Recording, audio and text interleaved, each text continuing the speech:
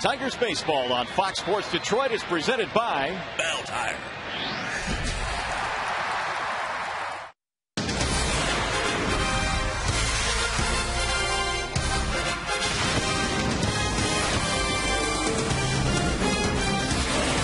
In the heat of a pennant race, there is no substitute for veteran leadership. Johnny Damon has provided the Tigers with a steady presence this year.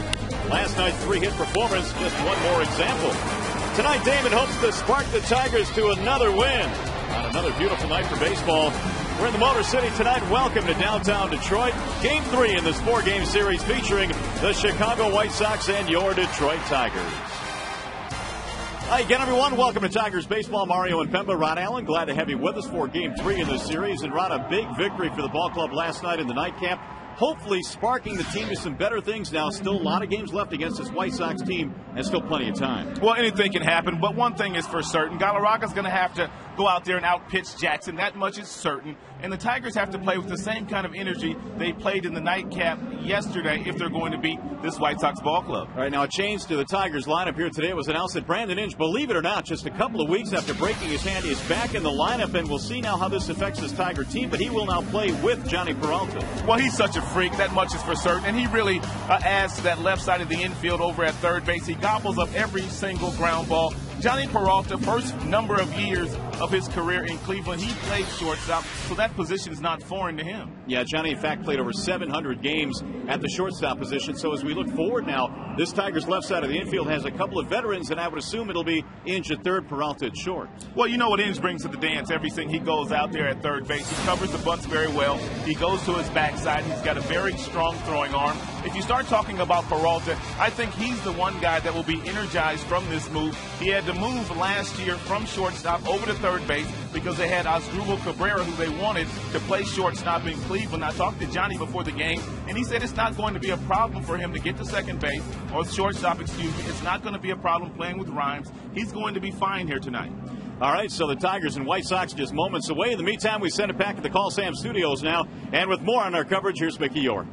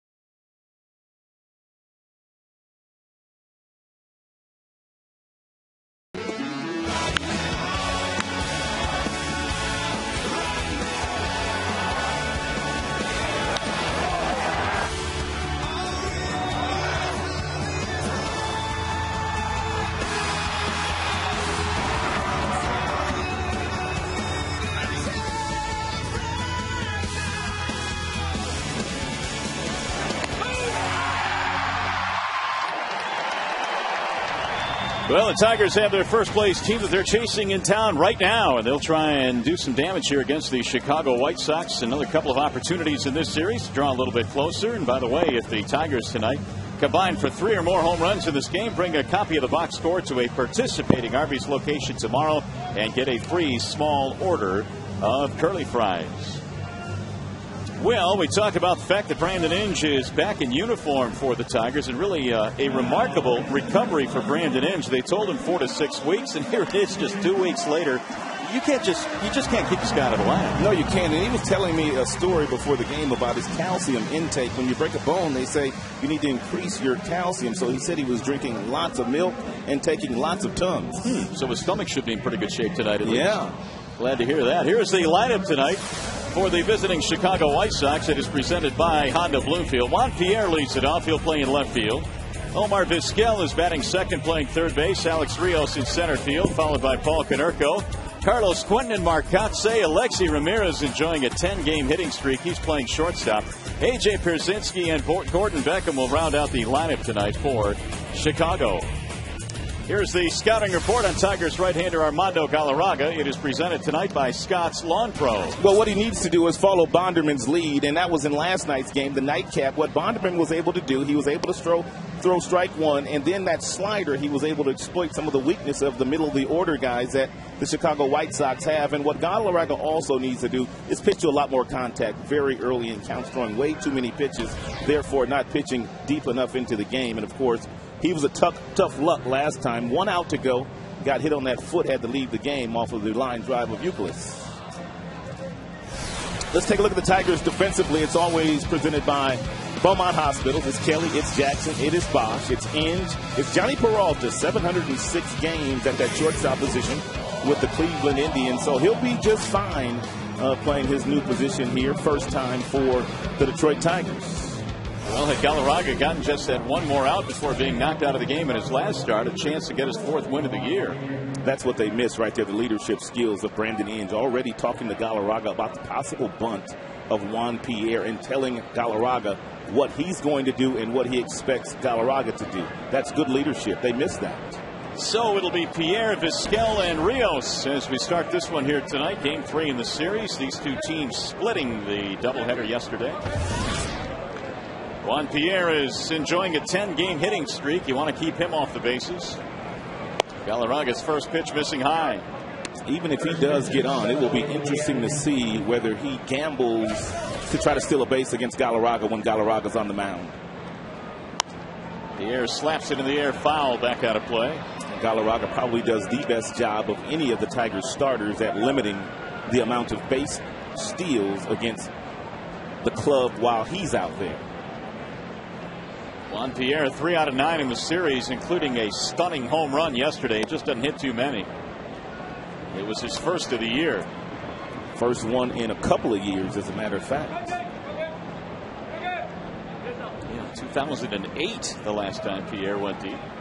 And he slaps that one right by it. Drawn in, Brandon Inge at third base, a fair ball. Pierre takes the turn but holds up as Kelly fires it back in. That's what speed will do. It will cause you defensively to play out of alignment, to which Brandon was about 5 steps in front of the bag. And that ball slapped right past Brandon. Brandon had no shot at this, but Kelly, playing in left field, does a nice job of getting over there to make sure, at least for the moment, Pierre stays at first. So Pierre, who is sitting on 499 career stolen bases, has 40 steals this year, so he's a threat. Here's Omar Vizquel.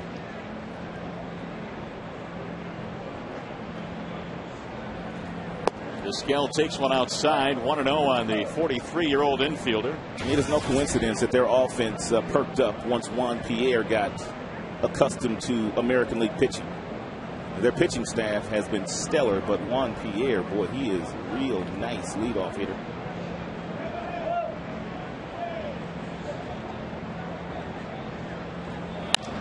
Driven toward the gap in right field. On the move is Bosch. He'll come over to cut it off and make the play. 1 out. Galarraga got ahead of Kevin Youkilis in Boston his last start. It was an 0-2 pitch. It was a good fastball down and away, and Youkilis did exactly what most hitters should do with that pitch, right back up the middle. Galarraga could not get that right ankle out of the way, and he went down and had to leave the game with 1 out to go to qualify for the win. Euclid is on the disabled list now. Yeah. Boy, they just keep dropping in Boston, don't they? There's a lot of injuries this year to a lot of different teams. Impact players, too. Here is Alex Rios. Most of the middle of the order guys, and that would be Rios, and that would also be Konerko, and that would be Quentin. They're dead pull hitters. So you want to make sure that you utilize the big part of the ballpark here at Comerica Park, which would be center field. Don't give them anything to pull. Rios also homered in the doubleheader yesterday. Was 2 for 8. And what a season he's had. 17 homers. He's knocked in 62. And Juan Pierre still standing over at first base. He has not been able to get a good jump yet off Galarraga.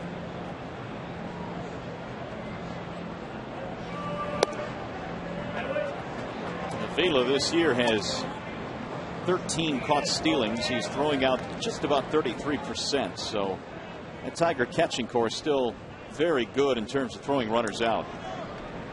Whether it's Laird, whether it's Avila. 3-0 on Rios.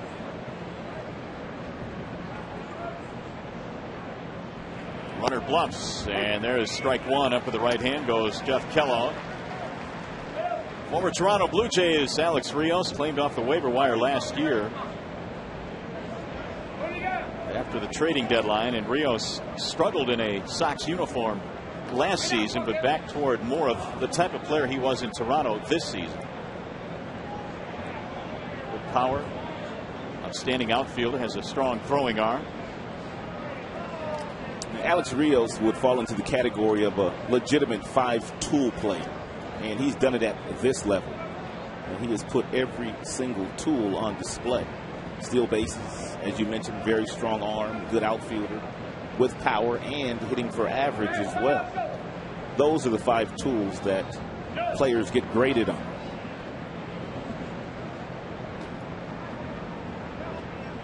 And the 3-1 pitch with the runner going, and that's ball 4. So there is a stolen base for Juan Pierre, number 500. Or actually, no, I take it back. That was a walk. I beg your pardon. And that's the first walk given up by Galarraga. I gave Pierre a stolen base too quickly. It's all good.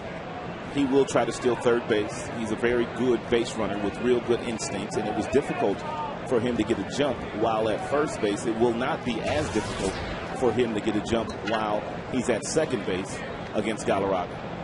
But Will Rhymes, the second baseman, is playing real close to the bag to make sure that Pierre does not get too good a jump. Here comes Konerko, their leading power man this year with 26 home runs. Early scoring opportunity here for Chicago. And Armando missing low. And you could overplay Konerko as Rhymes is right now up the middle, because usually Konerko, when he puts the ball on the ground, it's to the pull side of the field. It's to shortstop or to third base. Not many base hits the opposite way for Paul.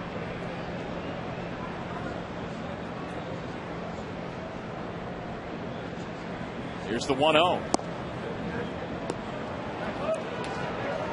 And Galarraga a little bit too preoccupied with the base runner at second, as he was when Pierre was on first, because he has not been able to find the strike zone against Rios, nor has he been able to find the strike zone here against Konerko, and this is a dangerous count. Konerko does not miss fastballs in fastball counts. And the 2-0 pitch. Driven to left field. That's a base hit. It'll get down. It'll score a run. Pierre coming around third.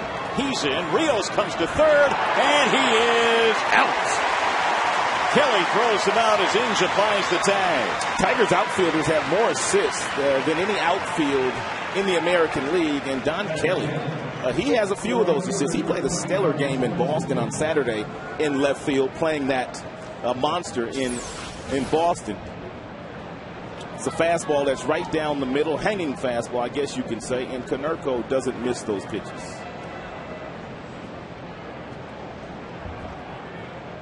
.75 on the putout. The RBI single for Konerko gives him 75 driven in.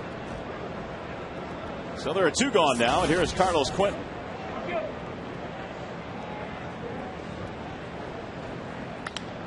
He sends one high in the air to left field, fairly deep but playable. Kelly is camping under it. And that is that for Chicago. They get a run, they do it on a couple of hits and leave a man. We go to the bottom of the first. 1-0 White Sox.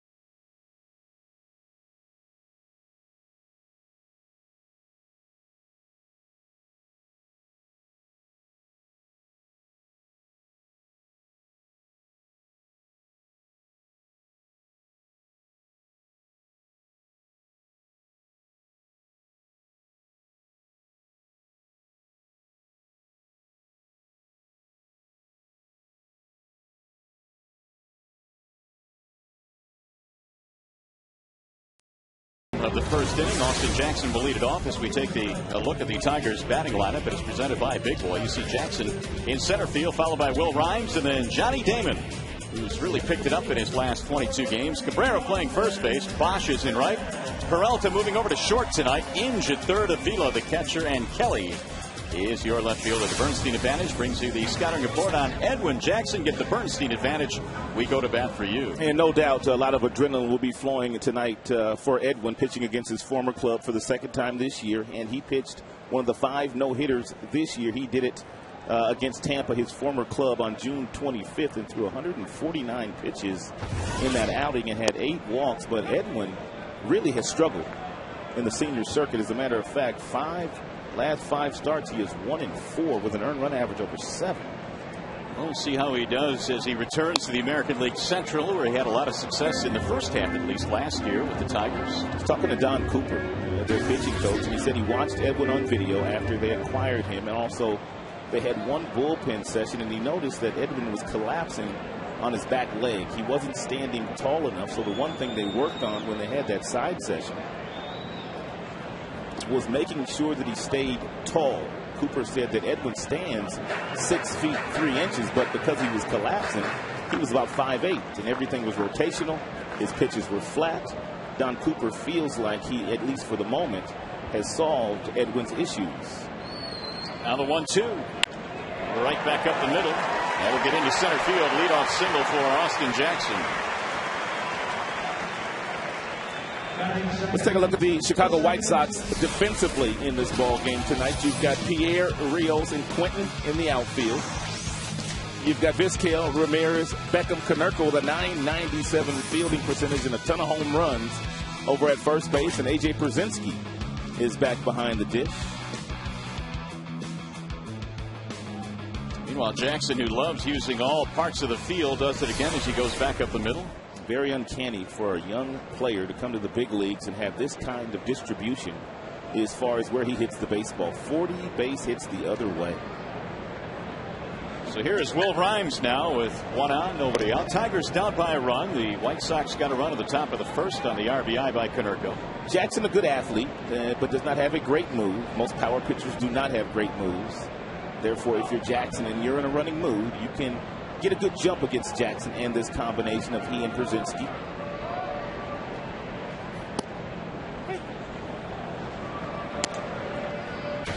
No balls and 1 strike.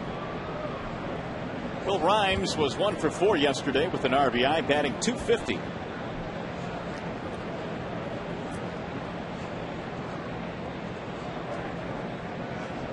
Jackson 16 out of 20 in the stolen base category. The 0-1. Slap foul, 0-2. We're talking about Jackson since throwing that no-hitter with the Diamondbacks. He has made 5 starts, and his ERA is over 7 in those starts. And, of course, there was a lot of talk in how many pitches it took for him to throw that no-hitter. 149. He's gone over 100 pitches 3 times since.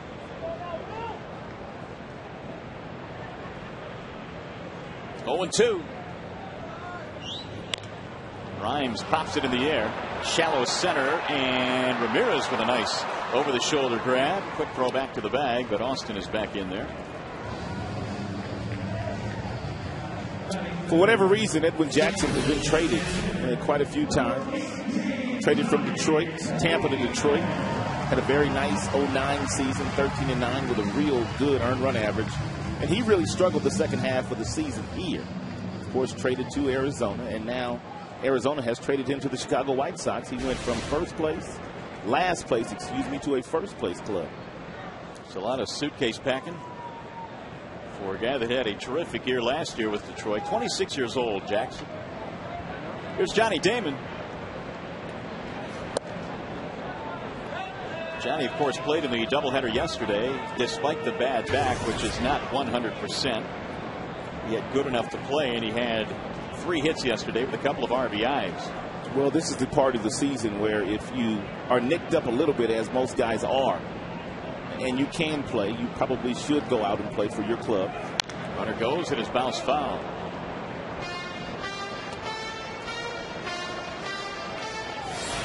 Three hits in the game for Johnny, and this was a nightcap, and this was after Johnny said the first game how he was embarrassed by the performance of his team, so he went out and owned it and kind of did it himself. He doubled and he singled a couple of times in that ball game.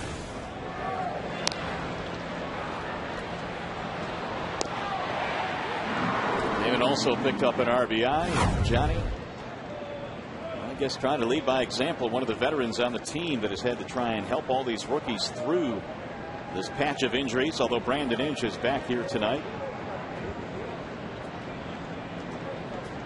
The 1-1.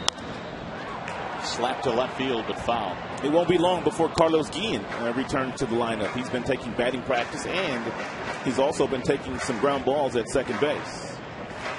I guess he ran the bases for the first time today as well, and that's, I guess, one of the final hurdles to make sure that he's all right.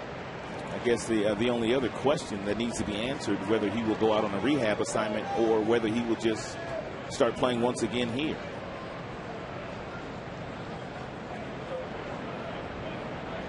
One and two on Damon. Pulled into right field, a base hit. Jackson will go to second and stop there as Quentin fires it back in.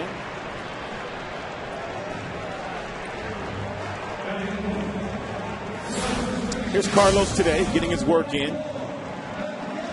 Working with Javar Gillette, strength and fitness coordinator of the Tigers.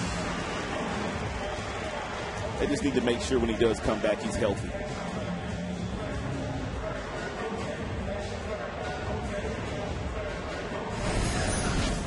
Well, Carlos would be just another veteran that the Tigers could add back into this lineup. Of course, Maglio is out, and it's going to be a while for Ordonez. They're not going to be as fortunate with him as they were with Inge. So here's Cabrera now with a quick chance here in the first inning. 2 on, 1 out. Miguel was held hitless in the doubleheader yesterday. Shockingly. Jackson misses inside, 1-0. Each team with 2 hits early on.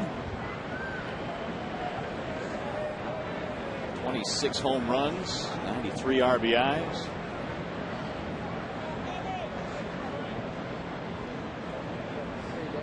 The 1-0. 1 ball, 1 strike. Well, Konerko, their cleanup hitter, came through with an RBI single in the first, and now Cabrera trying to answer here in the home half. White Sox came in leading the Tigers by 7 in the American League Central. Minnesota in second place, game and a half out.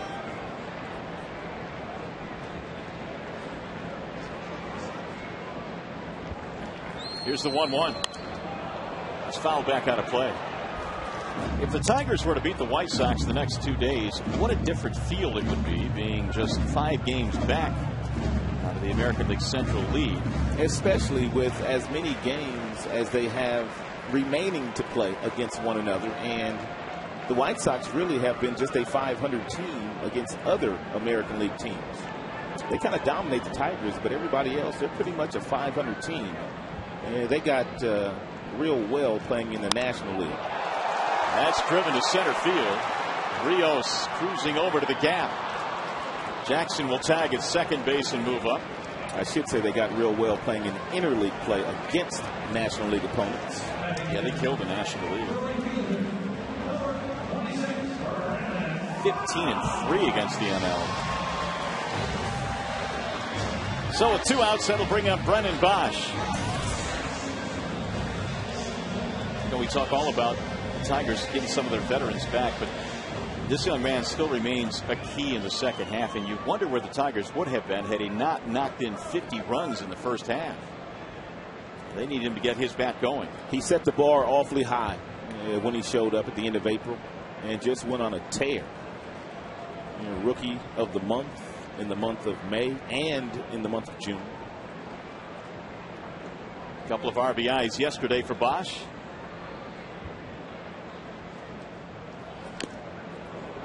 Foul tip 0-1. Yesterday, this was a good sign. Runners on the base pass, and Bosch took a ball and hit it to left center field. We have not seen him take balls to left center field with authority while he was going through some of his issues in July. He was pulling everything, and he was getting jammed quite often, and he was swinging at a lot of fastballs that were up and out of the strike zone.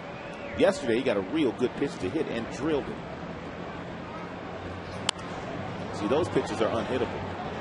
That fastball is probably about 6 inches inside, and it's up. And there you have it. Not a real good pitch to hit, but Brennan is so aggressive. Jackson, meanwhile, has thrown 17 pitches. 14 of them have been strikes. And a tip into the glove for strike 3. Bosch is out. And so are the Tigers' first strike out of the game for Edwin.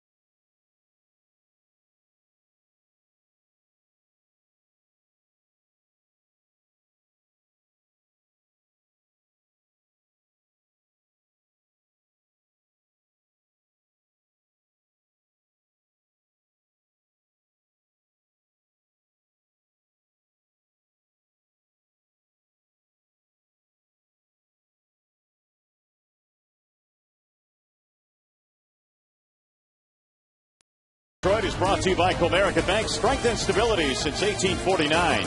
And by Comcast. Call 1-800-COMCAST for TV, phone, and internet. Galarraga's first pitch is driven to center field off the bat of Mark Kotze. A lot of room to dead center, and Jackson hauls it in. One pitch, one out here in the top of the second. That's going to bring up Alexi Ramirez. Armando in search of his fourth win of the season. His ERA a shade over 4 coming in.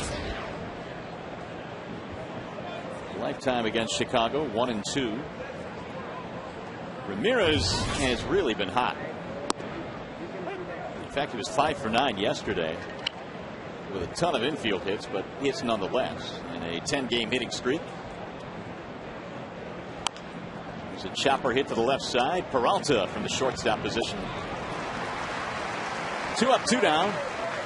By the way, this game is available tonight in crystal clear high definition on Fox Sports Detroit HD, sponsored by Comcast.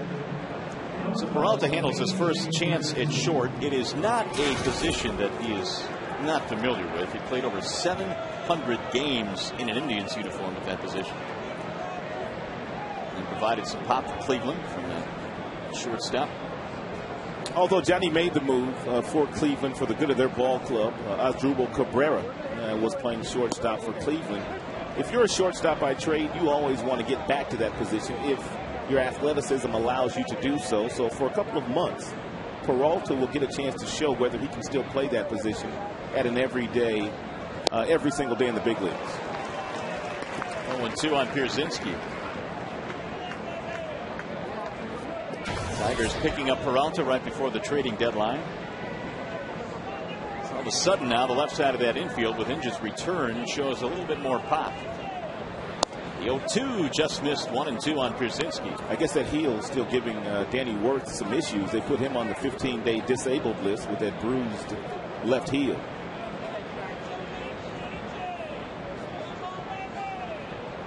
Here's the 1-2. I think it was probably an injury that wasn't going to take the entire 15 days, but the Tigers just couldn't continue to play shorthanded if Wirth wasn't going to be healthy enough to play the next 3 or 4 days. Well, they had to make a move, too, for Brandon. True. Rolled slowly toward the right side. Cabrera to Galarraga. And it's an 8-pitch inning.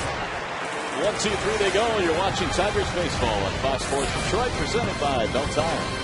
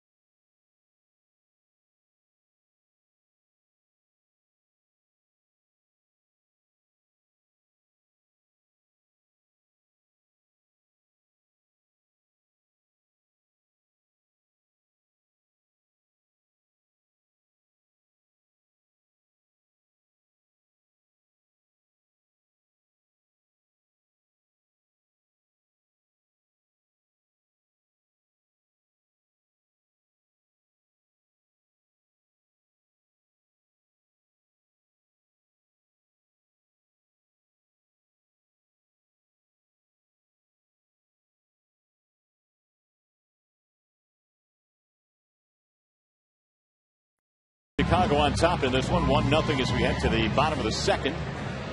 And it'll be Johnny Peralta, Brandon Inge, and Alex Avila facing the right-handed offerings of Edwin Jackson. Peralta cuts and misses. They've given Peralta a steady diet of breaking balls. Apparently, they know him very well from his Cleveland days, and they have not given him many fastballs in the first couple of games of this series. Lots of breaking balls to Johnny. The 0-1. There's another one. And now it's 0-2. Peralta this year has 10 RBIs against the Chicago White Sox. All of those obviously with the Cleveland Indians. The 0-2 pitch. Jackson joins the rotation that already was very strong for Chicago. And it gives them another guy that has the capability of throwing 200 innings. Saw Mark Burley in the first game yesterday in the doubleheader. And you could bet if Burley sees something that Jackson may be doing out on the mound that's not allowing him to pitch the way that he's capable of doing, he can run that by the pitching coach, Don Cooper, as well. We're talking about Cooper in the first inning. Does he fit into that Rick Anderson mold in terms of not really getting a whole lot of credit, but just year after year does a nice job? No doubt about that. Down goes Peralta. He also talked about the fact that because he does get to that good balance point now, because he's staying stronger, that's going to give his breaking ball much more depth as he has gotten. Well, here's what Cooper's been able to do with his staff.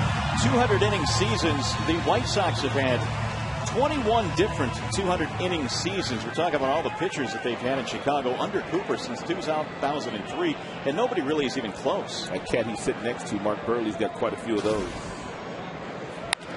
Bouncer right back off Jackson. It'll roll to Vizquel, but no play. And Inge in his first at bat back has an infield hit.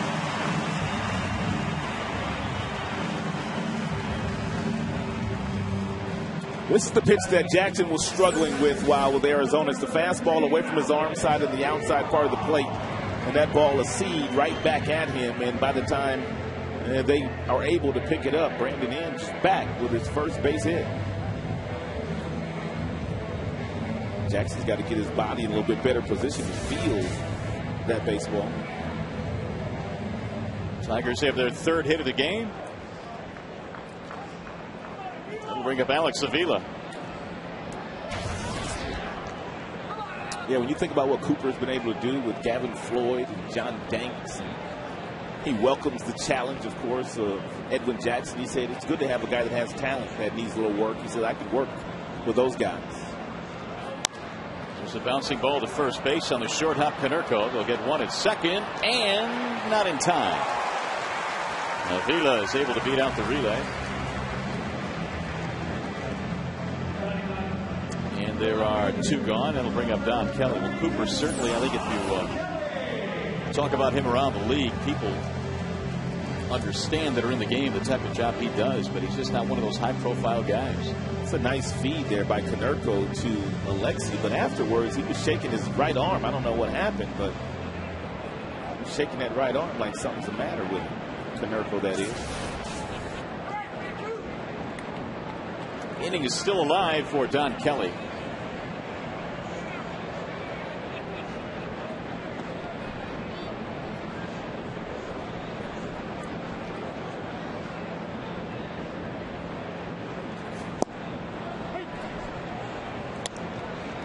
Kelly in the ninth spot of the lineup, hitting a .197. This much we do know. If Jackson pitches for the White Sox the way that he pitched for the Tigers the first half of last season, they're going to have them a really good pitcher for the next couple of months.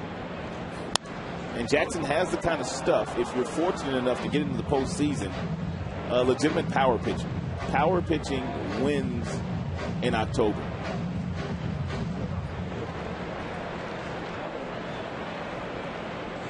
Well, he fits that description. Last year won 13 games for the Tigers. Had a career best ERA of 3.62. All-star. 98 with that fastball. And I knew he would have a lot of adrenaline flowing here tonight. First half numbers, 7-4 with a 2.52 earned run average, and the opponents were hitting .212 against him. Dominant first half. Pulled to first base off the bag. That's a fair ball. Avila takes a turn And now he's going to go back to the bag. He was headed to third base. It was muffed a little bit by Beckham, but Avila didn't see that, so he holds up. He threw Kelly a fastball at 97, and he almost threw one by him at 96. Then he comes back with a changeup, and that just kind of sped Kelly's bat up. He catches it out front, hooks it right down the line, right off the bag, and Kelly almost got himself in a situation where he almost ran himself into an out because he thought Avila was going to go to third.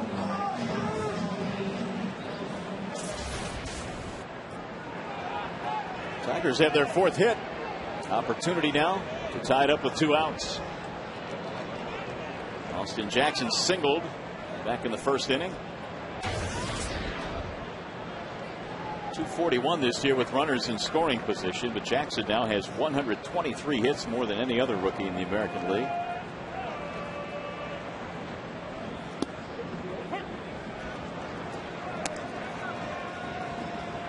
Jackson now 5 for 9 in the series.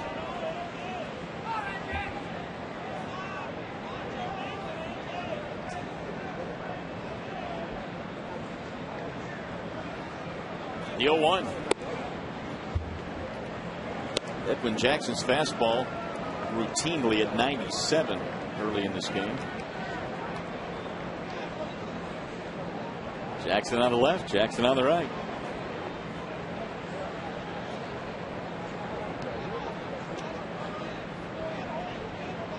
Here's the 1-1. Lifted in the air to right field. Carlos Quentin backing up. And that is that for Detroit. Get a couple of hits, strand 2, we play 2.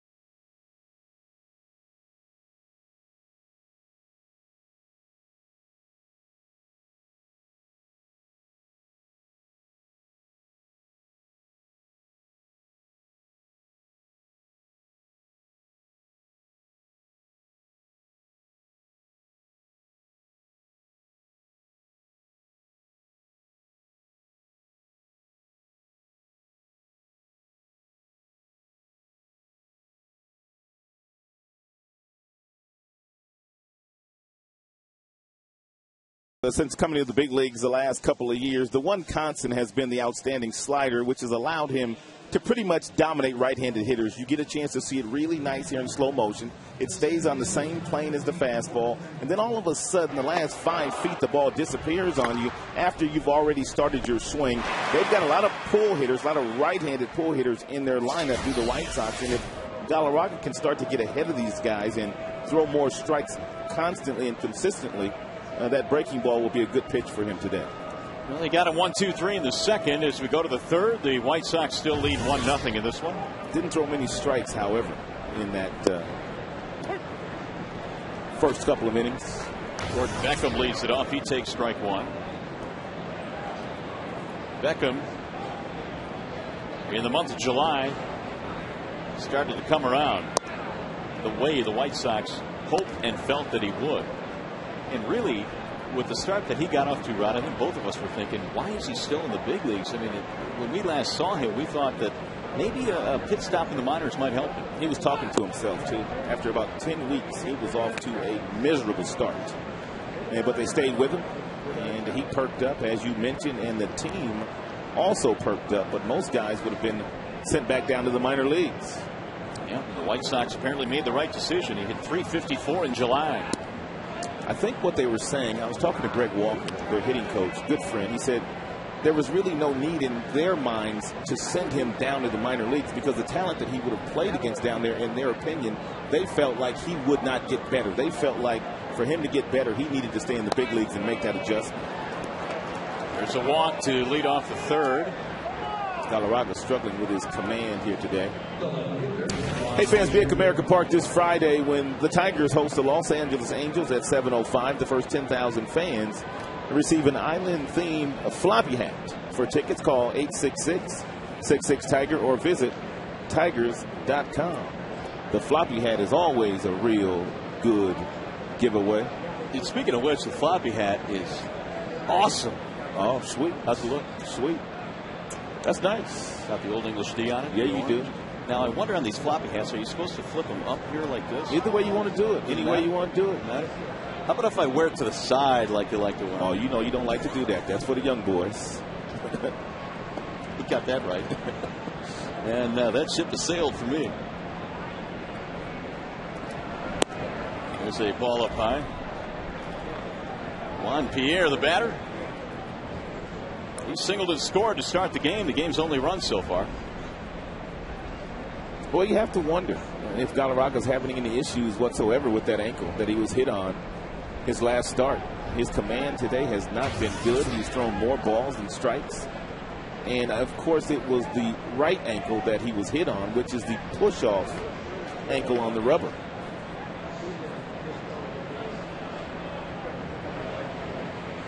The 1-0 is a ball high. 2 balls, no strikes.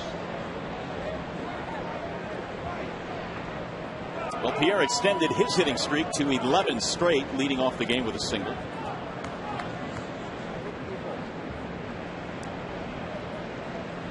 Four for 10 in the series.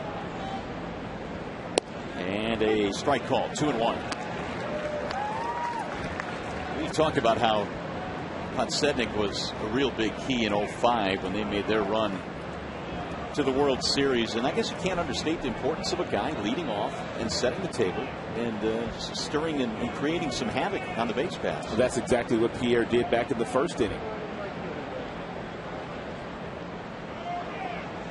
The 2-1. Galarraga walked him, and then he was preoccupied with him while he was on first base. He ended up walking Rios and then fell behind Konerko, the number 4 hitter, and Konerko drove in the 1 run. But the reason for that is Pierre was on second base, and Galarraga was thinking about him.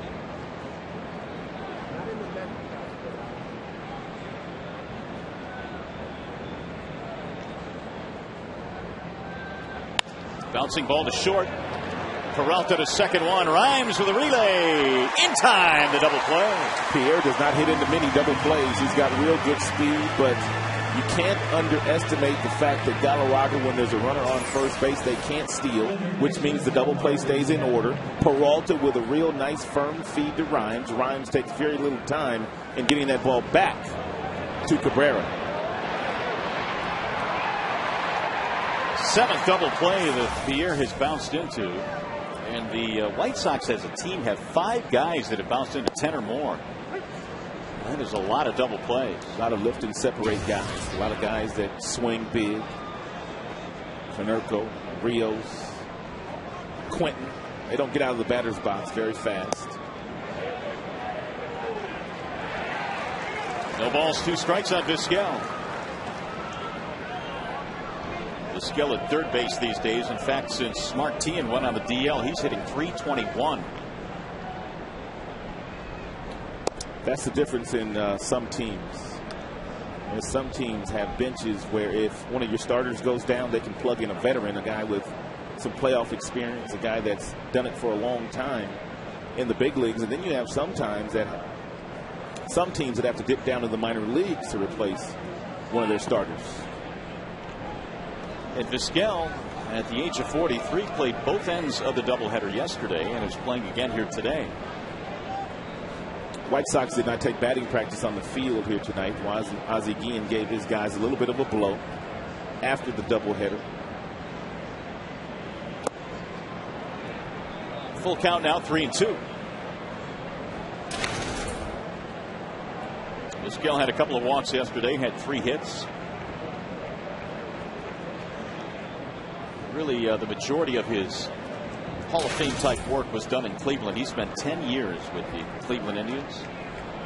3-2 offering is outside. Galarraga again walks another, and that'll be his 3rd of the game. Right now we go back to the studio. Time for a game break, and here is Mickey York.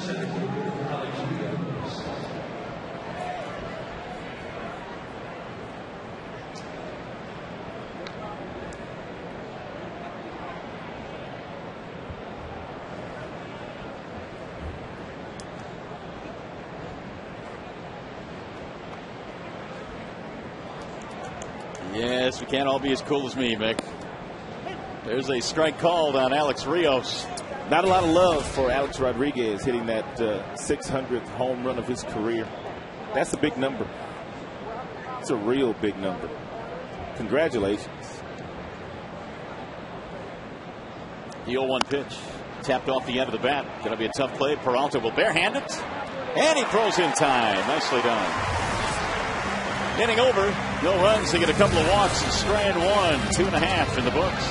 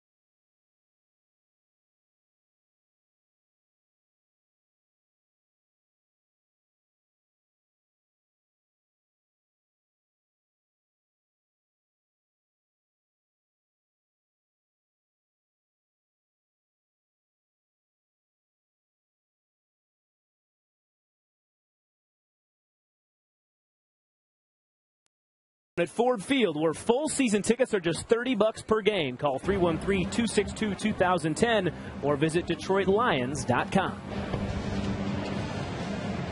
Well, Johnny Peralta made a fine play to close out that top of the 3rd and showing that he can still play a little shortstop. It's our Lincoln Mercury Exmo replay. He comes in, he grabs the ball in the palm of his hand.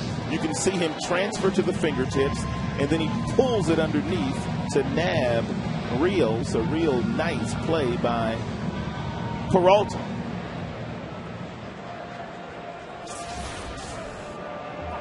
So Jim Leland now hoping the offense can get rolling here. They've had 4 hits. They just have not been able to get through against Edwin Jackson. Will Rhymes leads it off. Rhymes popped up in the 1st inning. Jackson has thrown a whole lot more strikes. He's thrown 33 total pitches, 25 of which have hit the strike zone. Little looper into right field. He reached out, punched it to right for a base hit.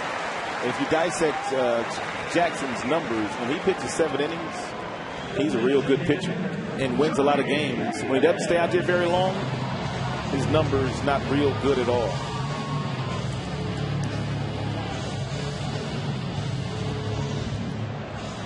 .5-2 record with a 2.28 earned run average. When he goes beyond 7, less than 7, ouch. 1-8 with a 7.73. Rhymes might as well steal a base. This is a good combination to run on. Ozzie Guillen knows that as well. He might pitch out on the 1st or 2nd pitch. Will can go. In fact, he had 40 stolen bases total the last 2 years at AAA. He had been a big base stealer in the minor leagues. He should have had one in Boston. He was thrown out at third base, but he was clearly safe on the replay. Amen. Hits one on the ground to Konerko. This might be two. Tough turn. No, he's safe at second base. He's safe. Get on the base, Will. Get on the base. He thought he was called out. He started walking away. Ooh, the Tigers are fortunate there because Rhymes was heading back to the dugout. It's a bad throw here by Konerko, and something's wrong with his arm. He just kind of aims this ball. Lexi gets there and never touches the bag. Never touches the base, and it's a real good call by Jeff Nelson. Will never slid. Oops.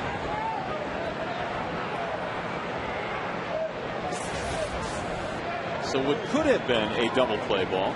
But we watched him after making the attempt to get a double play last half inning, throw the ball down to second base, and after that started flexing his right arm, and apparently by that throw, there may be some issues with Paulie. They're not major issues, or he wouldn't be playing. Here's Cabrera. Swing and a miss. Cabrera hitting .355 this year with runners in scoring position.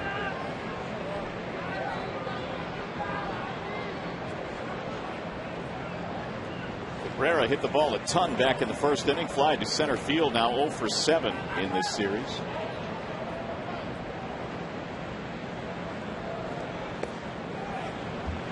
One ball and one strike. In the outfield, they really have Cabrera shaded around toward right field, right center field. You see Rios here. He's well over in right center field. And, of course, you have Pierre in left field. He is basically in left center field, which it kind of tells everybody that that's how they play him defensively in the outfield, because that's what his spray chart says he will do most of the time when he elevates the baseball. Oh. High, towering fly ball. Long run for Pierre, but it's going to hang up long enough for him to get there, and that is out number one. Jackson got away with a hanging breaking ball there. That thing is just spinning, and Cabrera just missed it.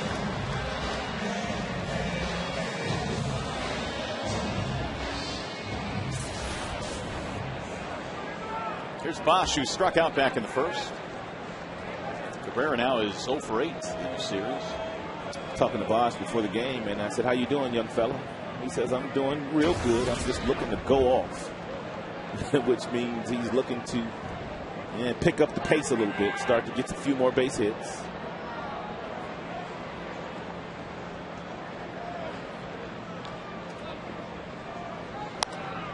Popped up. Left side of the infield. Vizquel leaves that one off to his side. 2 outs. So Brendan continues to struggle. The 0 for 2 tonight. Looked like he had some signs of something going yesterday in game 2, but the second half he's at 0.97. Yes, he is, with just 4 RBIs and an on-base percentage of .185, and that's after the monster numbers in the first half of the season. So you know it's there. Keep swinging, young man. You'll be all right. Bosch got a haircut, too. Between games yesterday. A little buzz cut. Try to switch it up a little bit. Man, who's the barber? You're not liking it?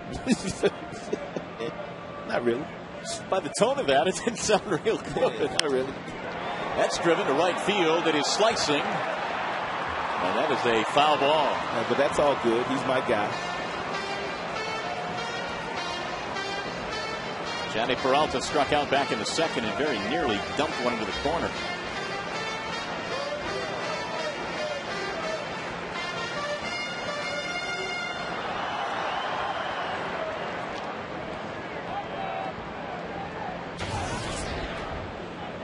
Well, this is why they acquired him. Veteran bat in run-producing situations. Gave you that number earlier this year. 10 runs driven in against the White Sox while he was with Cleveland. RBI opportunity here with 2 outs. Outside, straightens him up. 1 ball and 1 strike. That's a good pitch. If you're Jackson, you can go a couple different ways now. You can go back to the soft stuff, which Johnny by now knows is the way that they want to get him out. Or you can simply go back inside with another fastball in the mid-90s. That'll be tough for Johnny to get to.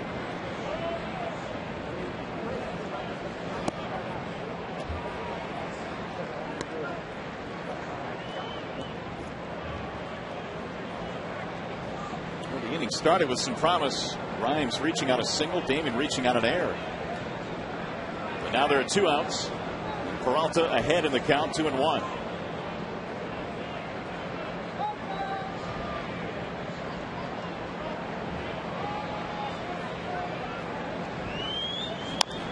Rolled foul, make it 2 balls, 2 strikes.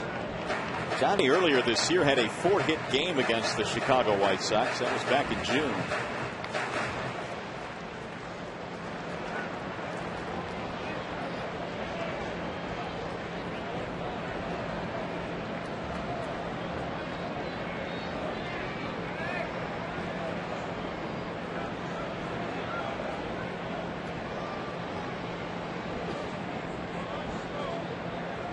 And the 2-2.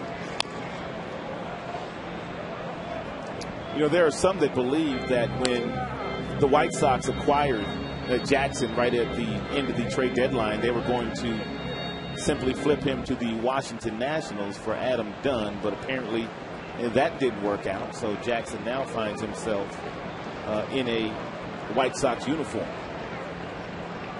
But that was a big rumor. The asking price apparently for Dunn was just too sky high for some GMs.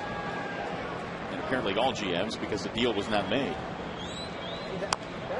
Off the end of the bat, foul. When you only have a few players out there, premium players, I'm talking about difference maker kind of players, and Dunn would fall into that category. There's so many teams that are still in the playoff race that wanted to acquire a big bat. That's why Washington's price was really high, and really all around baseball, teams' prices were real high. That's why so many guys that were rumored to move didn't move. Well, Kenny Williams gave up a pretty good pitching prospect in Daniel Hudson to get Edwin Jackson. He also gave up David Holmberg, another left-handed pitching prospect. Swing and a miss. Peralta goes fishing to end the inning. 3rd strikeout for Edwin Jackson. 3 in the books. Still 1-0.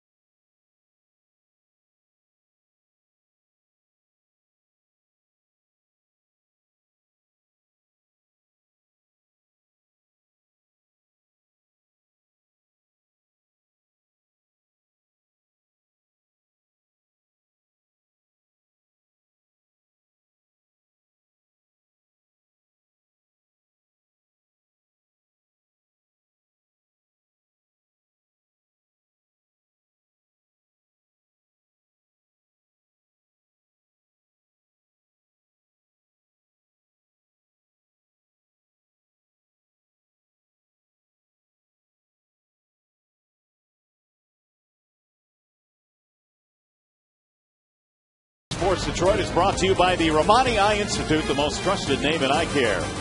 And by AT&T. Find out what's possible with the nation's fastest mobile broadband network. AT&T, rethink possible. Nice night here at the ballpark tonight. Temperature in the mid-80s. The White Sox lead here in Game 3 in the series. 1-0 is the score. And as the Sox come to the plate in the fourth, it'll be Konerko, Quinton, and Kotze. Tigers now stranded 6, 2 in each inning. Jackson has flirted with trouble, but has been able to pitch out of every jam that he's been in so far. Konerko, meanwhile, has driven in the game's only run, an RBI single in the first. And you want to stay out of these kind of counts against Konerko because you cannot throw a fastball by him when he is looking for a fastball. And Galarraga continues to fall behind the majority of these hitters here tonight.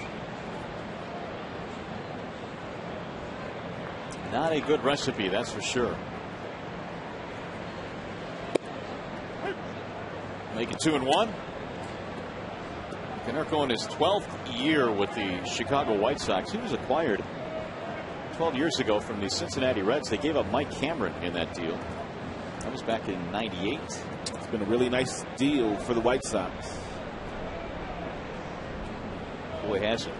This guy's hit a ton of home runs. Swing and a miss. 2-2. He's also a free agent after this year, so he will have a chance to pick and choose wherever he wants to finish his career. Quinton waiting on deck. Here's the 2-2. Lifted back out of play.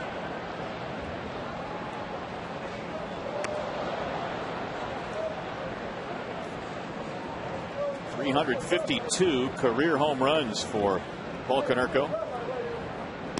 He's driven in 75 now this year with his RBI single in the first. Here is Galarraga's 2-2. Make 3-2.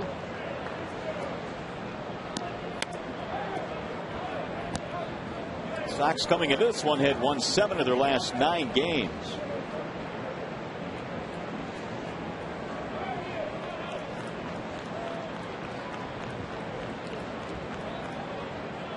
And the 3-2. There is another walk, and that'll be the 4th of the game now for Galarraga.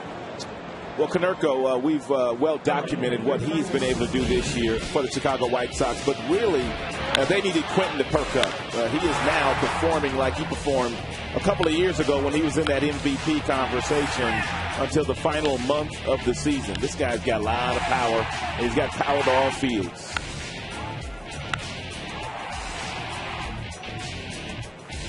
Quinton has hit 20 home runs this year. He's 0 for 1 in this game. And he drives one high in the air, deep into left field, way back, and there is number 21. This time power to left field. And the White Sox add to their lead. It's now 3-0.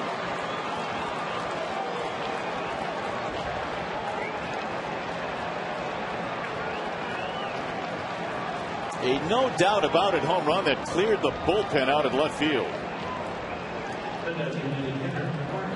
Well, we showed you a bunch of swings by Carlos Quinton. He's got some power. They wanted the ball inside, and you can see that Galarraga missed with his location. That ball was outside and the arms extended, and tremendous power by Quinton.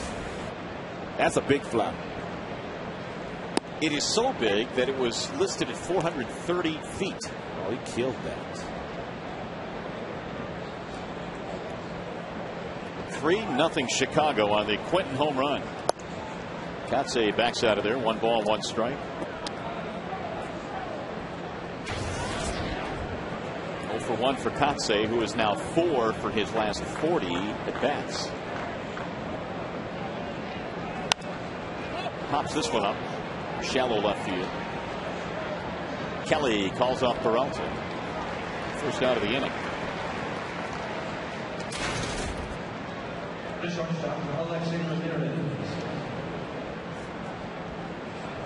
Hard hitting Carlos Quinton.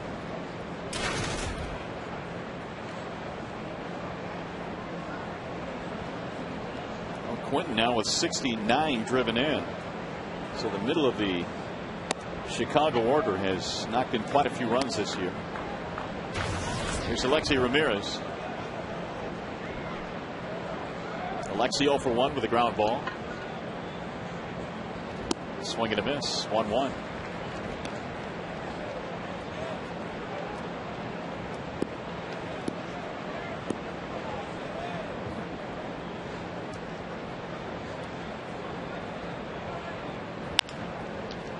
the shortstop Peralta. And Ramirez is out. 2 gone here in the 4th inning.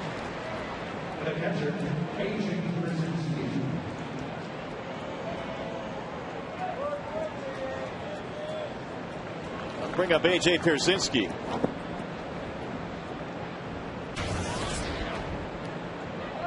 Pierzynski's name was mentioned quite a bit when the White Sox were floundering and wondering whether or not they would be sellers before they got really hot.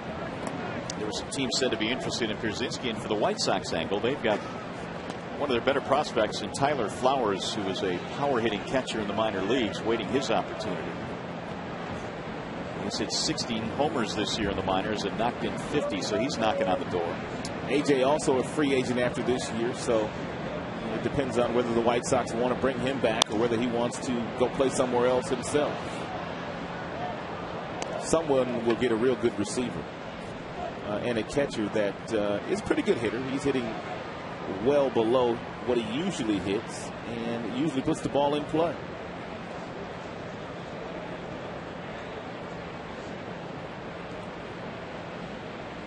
The 1-1.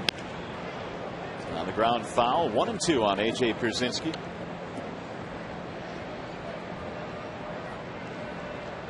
Only Jason Kendall in the American League has caught more innings this year than Pierzynski.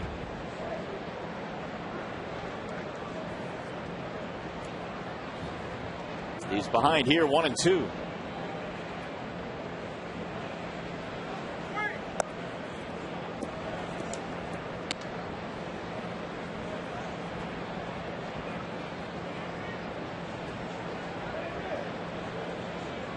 Sox pitchers have an ERA of 3.85 when he is behind the plate as well. It's rolled to the right side, right at Cabrera. He's going to win the race to the bag, and the inning is over. But a big swing from Carlos Quentin. He goes deep. 3-0.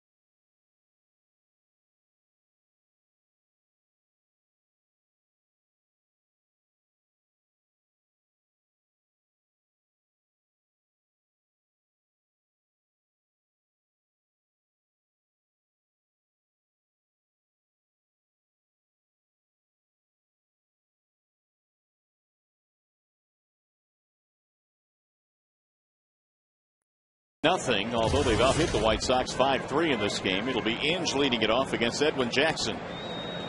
Brandon, then Avila, and then Kelly here in the bottom of the 4th. Tigers have stranded 2 runners in each of the first 3 innings. They have not been able to get to Jackson, although they have threatened. Brandon had an infield single back in the 2nd. Here's the 1-0. Back out of play, 1 ball, 1 strike.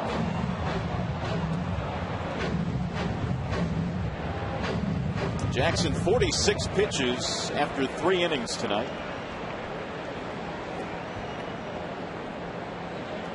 And the 1-1 pitch.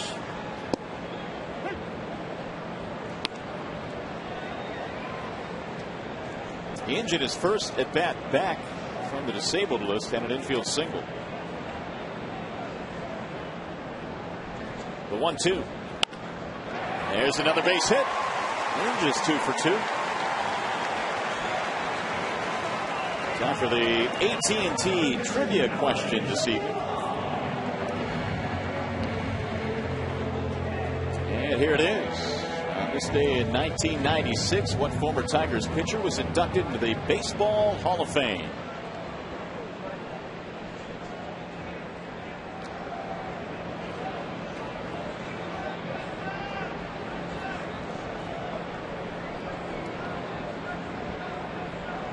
Here's Alex Avila. Avila strokes one of the shortstop on a short hop. Ramirez fires to second one. And just like that, a double play. 6-4-3. Alexi bobbled it, but stayed with it.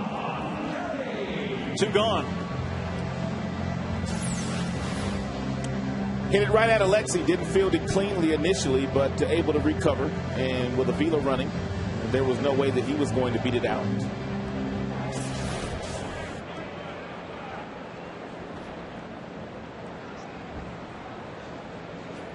Here's Don Kelly. Kelly had a single back in the second. Jackson again with a 97-mile-an-hour fastball. That's where his heater has been most of the night.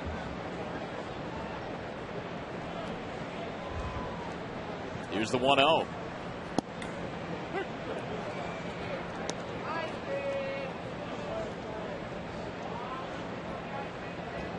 That single by Kelly in the second snapped an 0 for 16 stretch that Don had been in. He takes low again. 2 balls, 1 strike.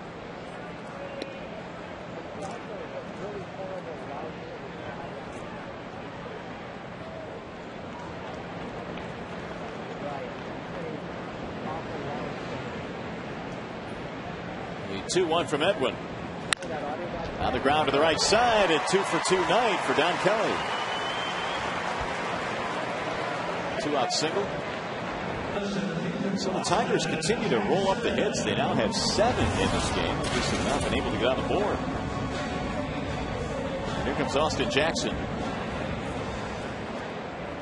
See the 6 men left on base. That has been one of the key stats early on in this game. Austin is 1 for 2.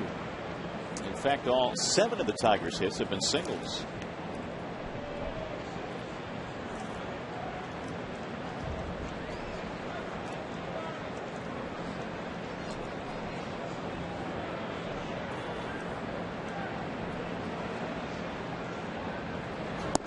Showing bunt. And they want the appeal. Yes, he did offer, said first base umpire Larry Vanover. 0-1 on Jackson. Austin entering this game tonight was hitting .350 post All-Star break.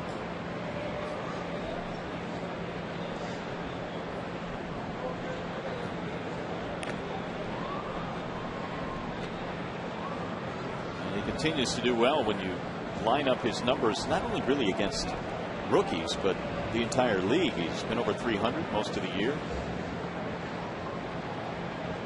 And the runner goes. And Krzyzewski can't find it. Kelly sliding into second base safely.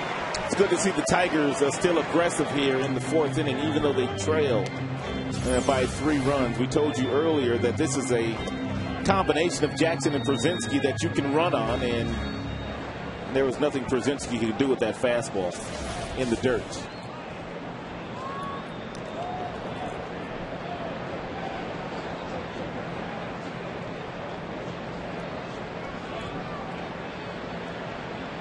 Have it today. The Tigers 0 for 6 with men in scoring position. Now again a 2-out opportunity.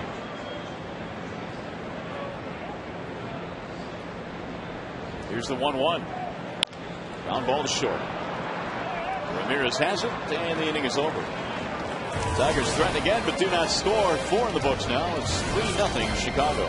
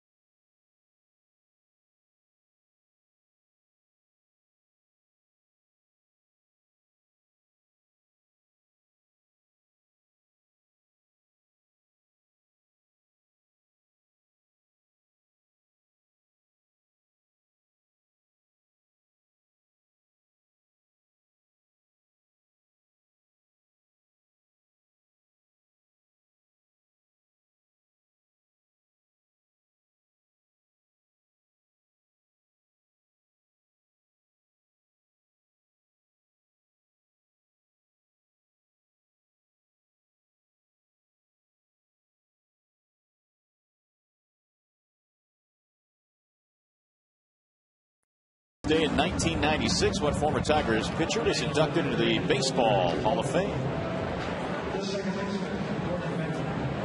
And the answer is Jim Bunning.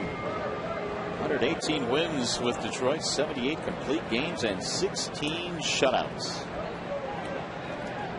Bunning actually threw a no-hitter against the Red Sox in 1958. Did it at Fenway Park. No easy task. Here come the White Sox now as we head to the top of the 5th. It is 3-0 in favor of Chicago. Galarraga delivers a strike to Gordon Beckham, who leads it off. Beckham, then Pierre, and then Vizquel.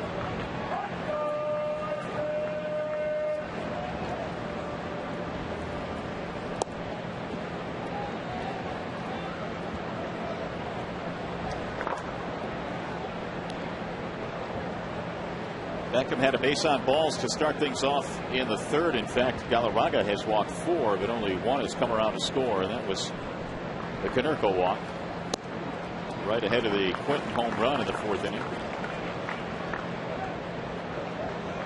1-2 on Gordon Beckham. 15 RBIs in his last 20 games. And he takes inside 2-2. And that last fastball, a running fastball at 90 miles an hour, may be to set up the next pitch, which would be a breaking ball down and away. He can get a strikeout if he locates it where he needs to. They're going back inside, though, which is not all bad. Most guys don't double up with the fastball inside for whatever reason, but it's a really good pitch.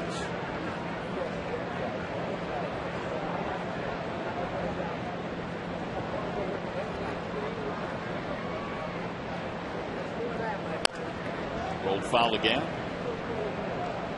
2-2 on Beckham.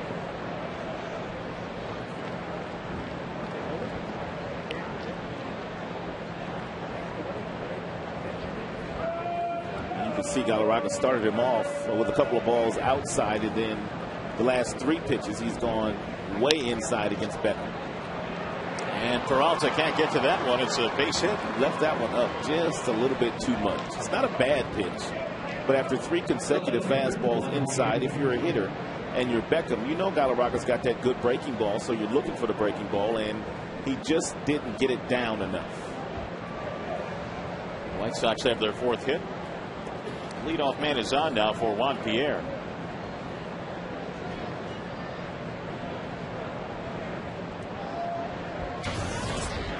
Pierre bounced into a double play back in the 3rd. He's 1 for 2.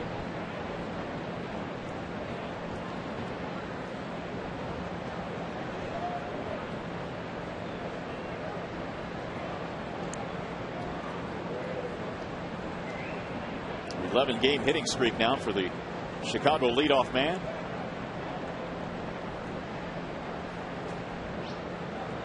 And he shows bunt. That'll go foul behind home plate. 0-1 on Pierre. Veteran of both leagues, played in Colorado for 3 years, the Marlins for 3 years as well, Cubs, Dodgers.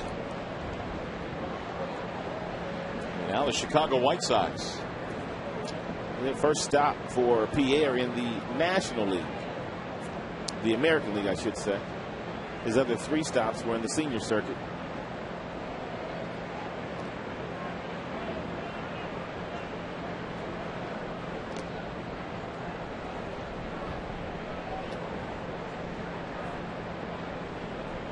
Andy Ramirez last year on the suspended list for 50 games, and Pierre started all of them in his stead.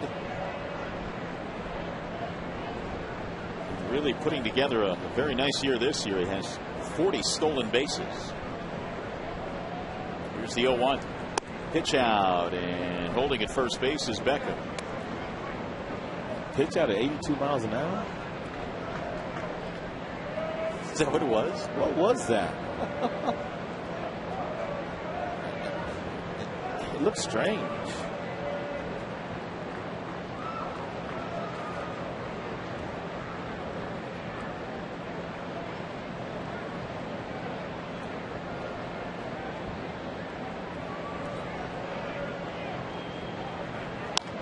Popped him up. Middle of the infield. Peralta is there. And Pierre is retired. 1 gone. Let's take one more look at the previous pitch, which appeared to be a pitch out, but the velocity was 82 miles an hour, and it looked like a breaking ball. Strange. Galarraga throws 90 miles an hour.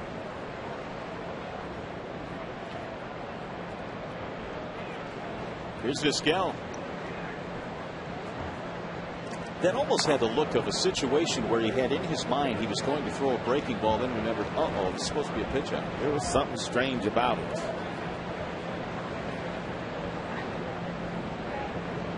Now Larry Vanover is calling for that baseball. Uh-oh. What do you see? Yeah, what an ice. What an ice. Huh. Well, Vanover wanted that one out of play. What an ice. What would the first base umpire see? Don't know.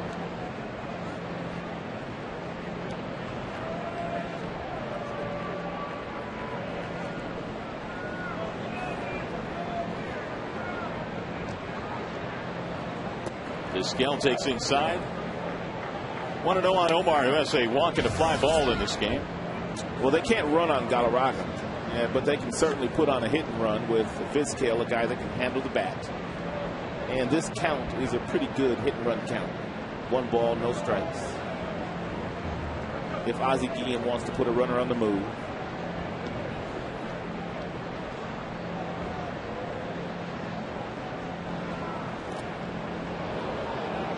Cabrera applying the tag on a pickoff throw in the dirt, and Beckham got back.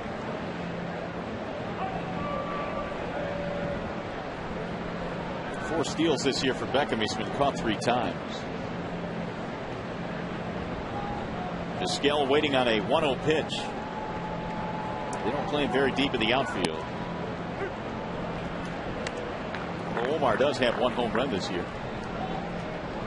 Pierre joined him yesterday with his first home run. Vizquel with 3 hits all yesterday in the series, and he's walked 3 times as well. Still a very productive offensive player. The 1-1 is slapped back out of play. 1-2.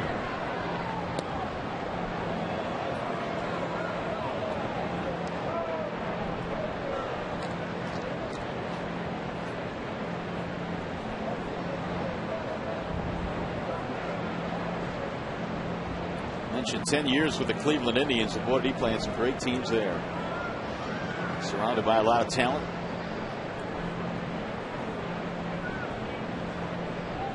Here's the 1-2. Little looper into center field. Jackson will not get there. Base hit. Beckham is on his way to third, and he will make it safely standing up. So give Vizquel his 4th hit of this series. And the White Sox threatening again. Good base running here by Beckham. As soon as this ball leaves Vizquel's bat, he knows where Jackson's playing. And he knows he can get to third base. And Jackson alertly comes up and doesn't take the bait. Does not try to throw that ball to third. Had he thrown it to third, Vizquel would be standing on second, and there would be no situation to get a double play here. So wise play by Jackson in center field to keep the double play in order. And here is Rios. He put the ball on the ground his last time up. Bouncing ball back towards second base. Looks like they'll get the double play. There's one. There's two. A 4-6-3 to end the inning. You're watching Tigers baseball tonight on Fox Sports Detroit, presented by Bell Tire.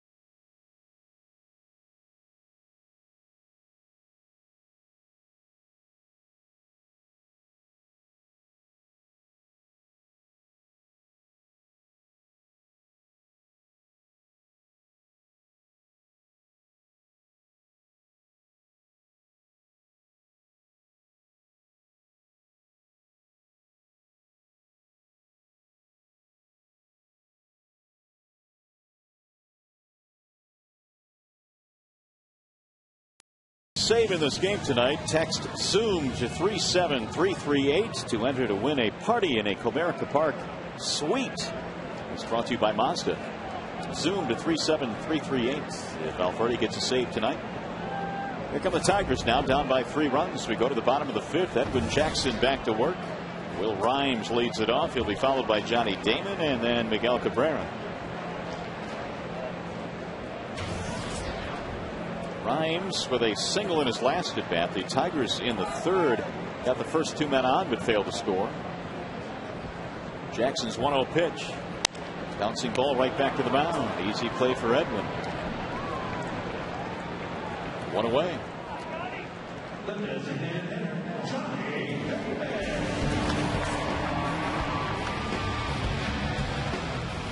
Well, fans, take advantage of the weekday value pack when the Tigers take on these White Sox tomorrow at 105. 4 tickets, 4 hot dogs, 4 soft drinks, 4 bags of chips for only $55. 866-66-Tiger is the number, or check it out online at tigers.com. Here's Johnny Damon.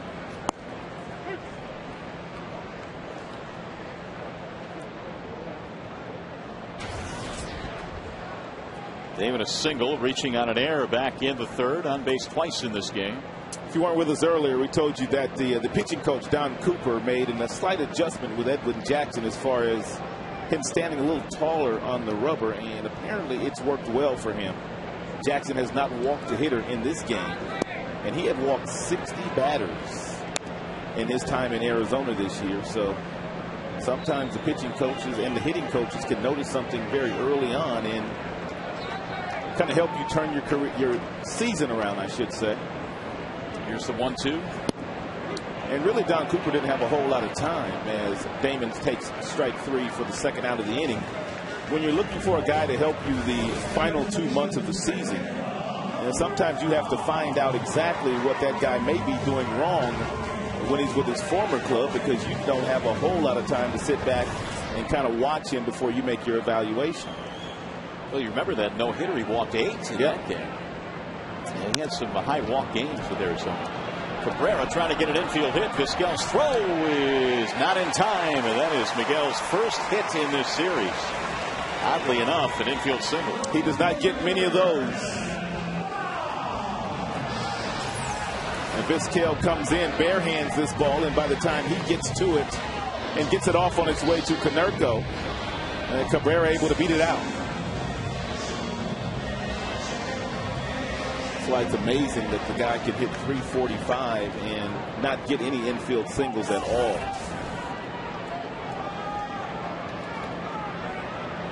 That one was placed as perfectly as he possibly could. Vizquel did all he could. And that big fella needs a few of those hits every now and then.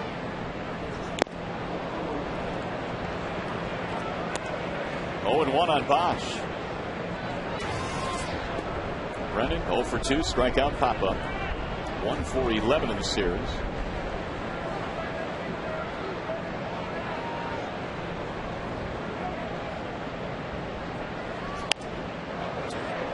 Well, you knew what you were going to get from Jackson for the most part. And when he does show up, you're going to get lots of mid-90s fastballs.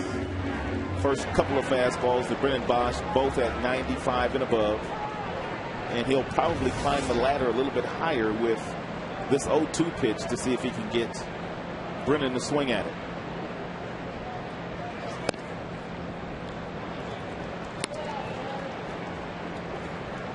One ball, 2 strikes. Bosch trying to keep it going for Peralta.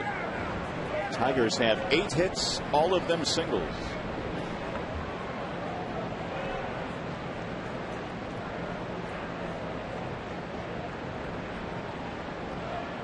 Here's the 1-2. Got him with a breaking ball, and they will throw 2 complete to strikeout. Inning over. 5 strikeouts for Edwin Jackson. Tigers leave another.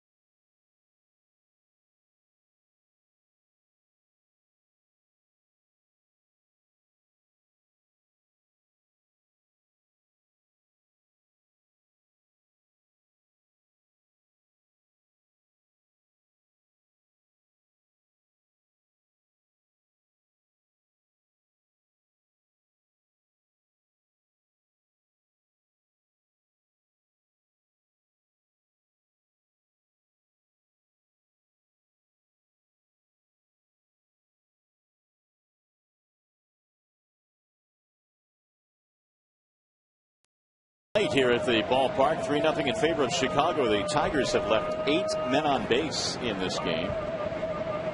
And the White Sox batting against Galarraga now as we go to the top of the 6th inning. Paul Konerko will lead it off. And he will be followed by Carlos Quentin and Mark Kotsay. Konerko drove in a run back in the first, scored a run in the 4th. Galarraga's 1-0 pitch. 2-0 on Konerko, and it seems like Galarraga has been in a 2-0 count quite a bit tonight. Especially to Konerko.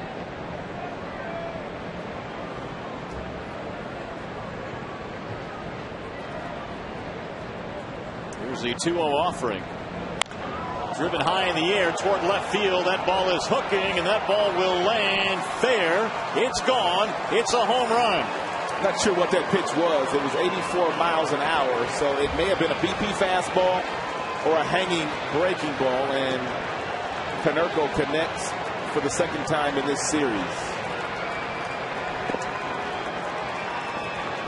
Galarraga just does not look quite right here tonight. That'll make it a 4-0 game, and Konerko hits his 27th homer. It's a breaking ball that just doesn't do a whole lot. That one traveled 405 feet. 6th hit of the game for Chicago. 2 of them have been homers. This guy has the other one, Carlos Quentin.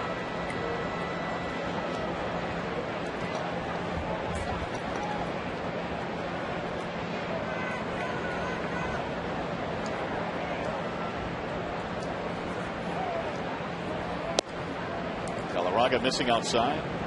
Konerko, meanwhile, moves into 2nd place in the home run category in the American League behind Jose Bautista. Bautista has 33. Konerko now jumps ahead of Miguel Cabrera. Bautista, he homered once again yesterday. No stopping him now. No.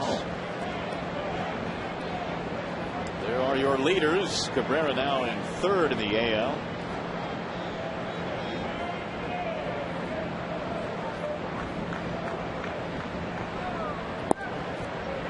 I think the days are done when we're going to see a lot of guys hitting 40 home runs in the big leagues. And Bautista obviously has a legitimate shot of getting to 40, and so does Konerko and Cabrera, but not many more 40 homer guys these days. The game does seem to be changing a little bit. Speed becoming more a part of the game. You see guys now leading the league with a few more steals than they did in the past couple of years. Will there be room for Avila? Yes. Konerko, I should say Quentin is out. Lots of teams are looking for two-way players, guys that can play offensively, obviously, but can really help you defensively if they're not hitting. It's a good play there by Avila. A lot of wind swirling up here tonight at Comerica Park, and that ball was hit way up there. Just to finish up on Konerko, now he is 6 for 10 career against Galarraga with that home run. He's had his number. 2 more hits tonight. Kotsay takes the ball away. Galarraga has fallen behind Konerko in every single at bat here today, which makes it a little bit easier to hit. Hitting is still very difficult to do, but if you're always in fastball friendly counts against a guy that doesn't have an overpowering fastball, then you're going to give up quite a few hits. Eddie Bonine in the Detroit bullpen. Pulled on the ground and through, base hit. Right now we go back to the studio. Time for a game break, and here is Mickey York.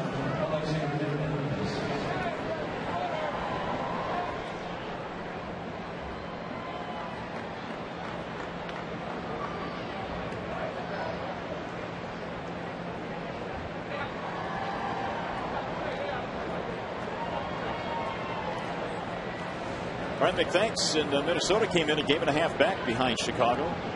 Tampa has beaten them the first 2 games of that series, so they've kind of slowed Minnesota down. Minnesota had won 8 straight games when they went down to St. Petersburg. And meanwhile, that Tampa team in first place. And they caught the Yankees. I know when we went there last week, it was something that Joe Madden said his club had to do a better job of, and that was play better at home. They had a really good road record, but they really hadn't taken advantage of playing at home at Tropicana Field. They are now, because they took advantage of the Tigers for 4 straight. Tampa's won 9 of their last 10. Here's the 1-1. Ramirez shoots it toward right field. Brendan Bosch coming in. That's why the Yankees were elated at the fact that A-Rod hit his 600th home run today, because it had become an issue. And the Yankees had not been playing real good baseball, and that's all everyone wanted to talk about in New York. Not across baseball, but New York was still playing up Alex's 600 home runs. So they're glad that he got it out of the way. Alex actually hit number 500 on this date in 2007. Did he? August the 4th of Kyle Davies, he hit number 500. So he was just waiting for today to do it. Fouled away 0-1 on Pierzynski. AJ 0 for 2, couple of ground balls to the right side. Hitting just 189 since the All-Star break, Pierzynski.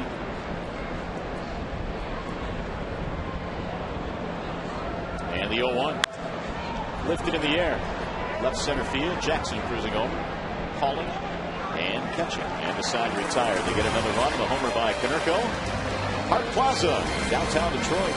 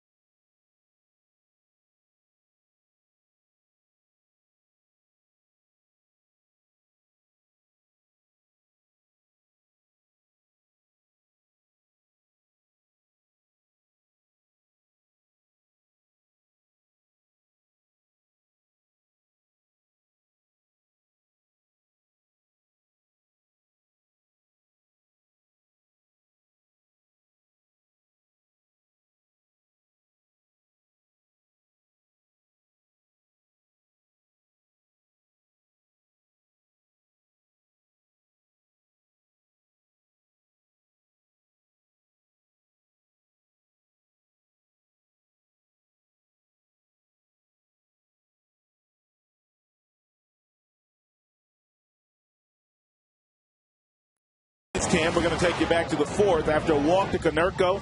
It's a fastball that misses with its location. It's a ball they wanted inside. It leaked back outside, and the powerful Carlos Quentin played long ball. Coors Light Freeze Cam is always brought to you by your Frost Brewed Coors Light. And so the Tigers now are trailing 4-0 as we go to the bottom of the 6th. And Johnny Peralta leads it off against Edwin Jackson. Peralta, Brandon Inge, Alex Avila in the home half of the 6th inning. Edwin has struck out 5 in this game. They've been able to bend Jackson here tonight, but they have not been able to break through. They've left quite a few men on base. They have 8 hits against them.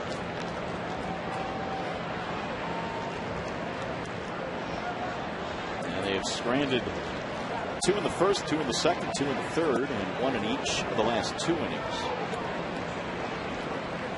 1 and 2 to total up those 8. Double play ball helped out Jackson in the 4th. Yeah, but if you're the White Sox, you're elated at the fact that he's pretty much been able to find the strike zone with ease here today. 72 pitches. He's only missed the strike zone with 19 of them. Wow.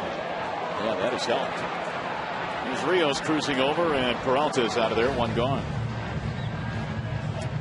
Hey fans, Lions training camp is underway, and veteran NFL writer Mike O'Hara heads our coverage at FoxSportsDetroit.com. Look for his Lions Insider column as well as other reports and commentary from the activities at Allen Park. Read Mike O'Hara's Lions training camp coverage now at FoxSportsDetroit.com.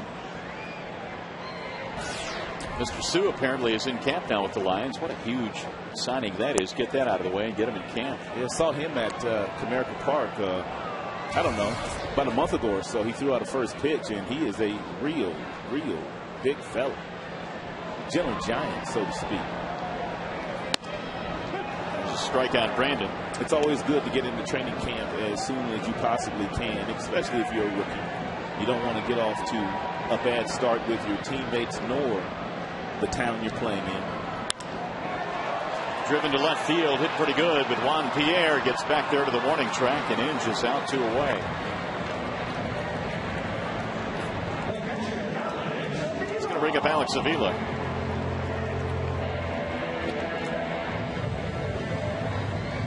Avila hit into a double play in his last at bat.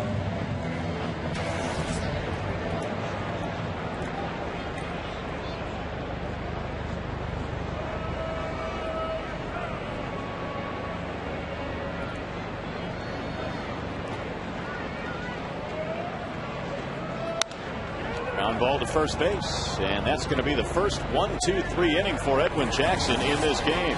6 innings in the books as we go to the 7th. It's 4-0.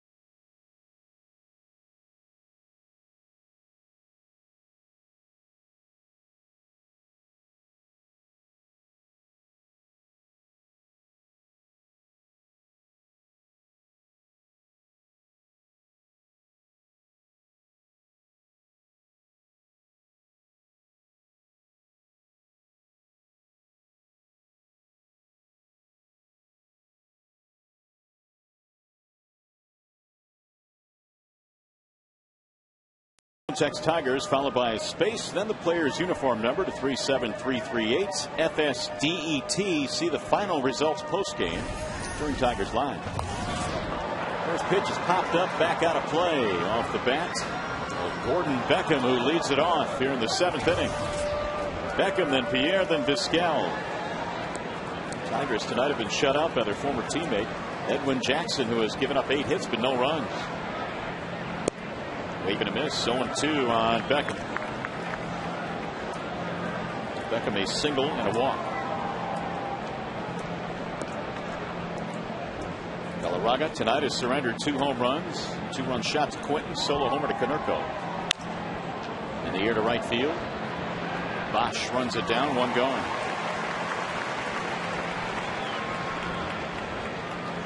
Well, as soon as the game ends, our coverage continues with Tigers Live. Here from manager Jim Leyland, the players, plus we'll break down the game and show you all the highlights. Tigers Live from the Call Sam Studios immediately after the game right here on Fox Sports Detroit.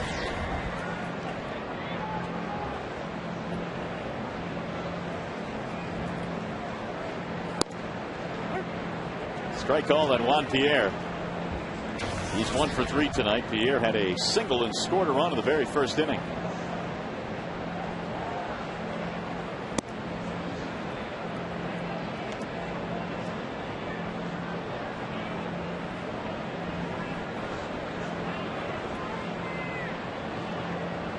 One pitch. Make it 1-2 now on Pierre. Juan is named after Juan Marichal. Marichal, of course, a great pitcher in big league history. Pierre has made his living with his legs and his bat, playing the outfield position. Pierre's got a little bit of that old-time look, wearing the socks up to the knees. Reminds you of Mickey Rivers. He does. The way he walks around, mannerisms. Peralta handles this one. Peralta's been flawless at shortstop here tonight. Most of his plays rather routine, but he did make a real nice do-or-die play, coming in and grabbing one barehanded and flipping it over to first. But everything else has just been just pretty much routine for Peralta. Here's Vizquel. First pitch swinging in the air to center field. Austin Jackson runs it down. It's an 8-pitch inning. So we go to the stretch here at Comerica Park. Kelly, Jackson, Rhymes coming up.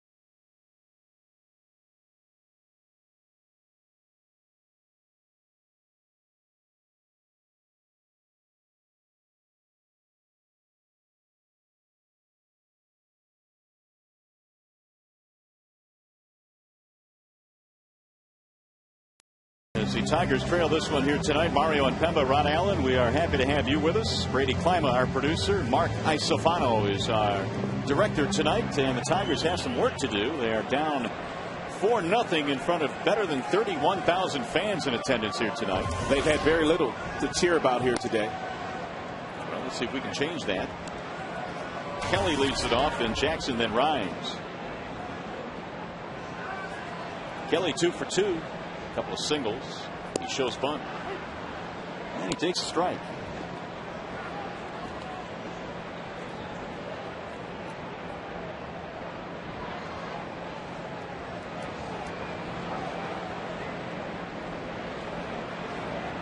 Here's the 1-1 from Jackson. He shows bunt again. This time it's in and it's low.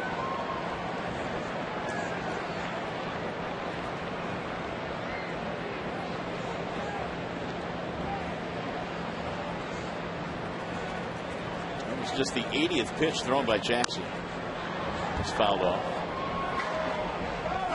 2 balls, 2 strikes on Kelly. Tigers stranded 2 in each of the first 3 innings, so they had Jackson on the ropes a couple of times. Edwin has also picked up a double play ball that came in the 4th. Here's the 2-2, swing and a miss. They'll have to run it down, Jackson will, and they'll complete the strikeout. Edwin is doing it all here tonight. He is 20 of 27 in first pitch strikes, and he's not walked a batter here. After walking 60 in 21 starts in the National League, Don Cooper made an adjustment, getting him to stand taller on the rubber, and Edwin has made that adjustment, and he has made it look rather easy here tonight. The move to get Edwin Jackson quietly might be one of the better moves made at the trade deadline. Cliff Lee obviously is who he is, but last checked, I don't think he has won for his new club yet. Here is Austin Jackson. He'll shoot that one to right field. Base hit. Second hit of the game for Austin. And the Tigers get one on with 1 out.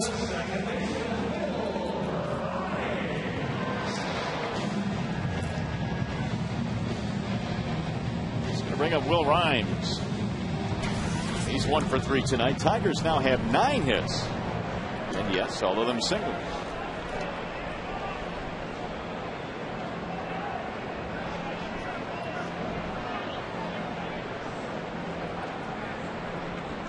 Vizquel is on the infield grass at third base. He's in tight defensively.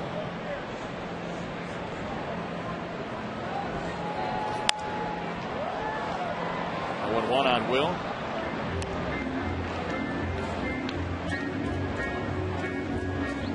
We mentioned Carlos Guillen may be returning sometime soon to the lineup. So these Tigers rookies have gotten their opportunities here, but now with Inge back, Danny Worth was placed on the DL today. Guillen may be coming back soon. Ryan's trying to take advantage of the opportunities that he will get the rest of the way. He has done that. I would think so. He's played decent baseball. Been pretty much flawless at second base. Runs the bases well. Works really hard, that much is for sure. He was out bunting extra today and working on his bunting skills.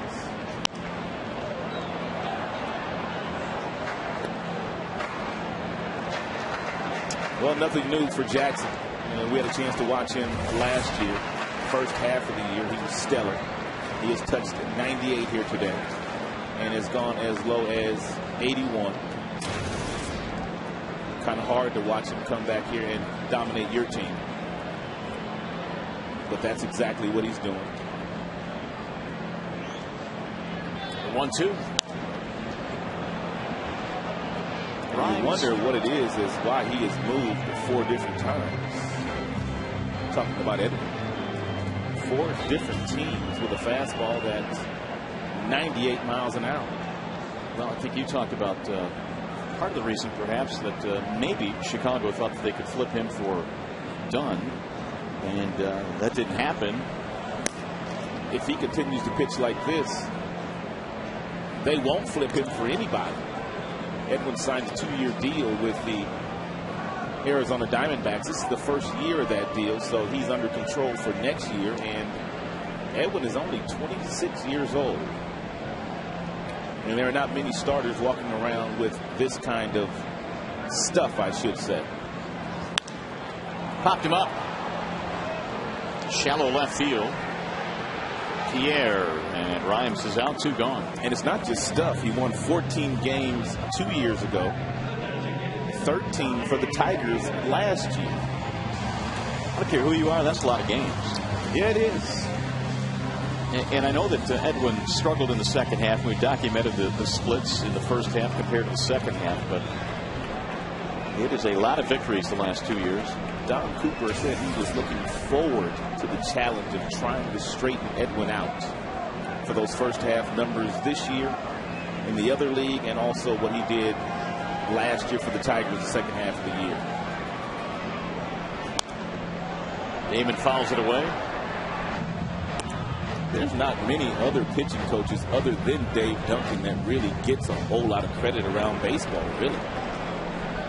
Ray Miller used to, but you're right. You know, and Mazzota used to as well. But boy, aside from those two, you're right. Duncan's really the only guy anybody talks about. Rick Anderson doesn't get a whole lot of credit for what he's been able to accomplish in Minnesota the last 8-9 years under Ron Gardenhire.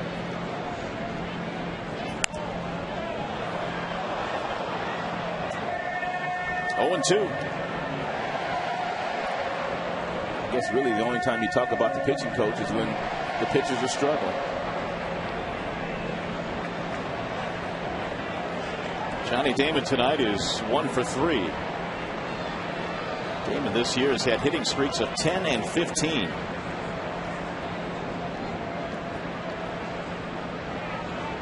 Here's the 0-2. To the first baseman on a high hop. Konerko hits the bag for the out. And the inning is over. So Jackson continues to cruise. 7 in the books.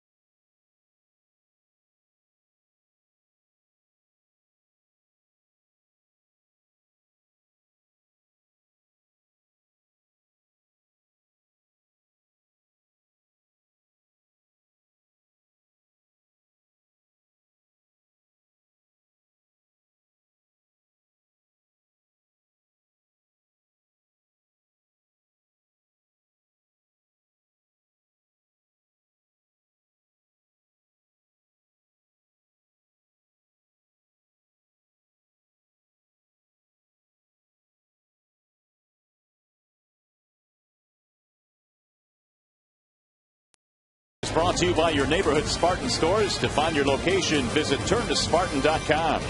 And by the other guys, starring Will Ferrell and Mark Wahlberg in theaters Friday.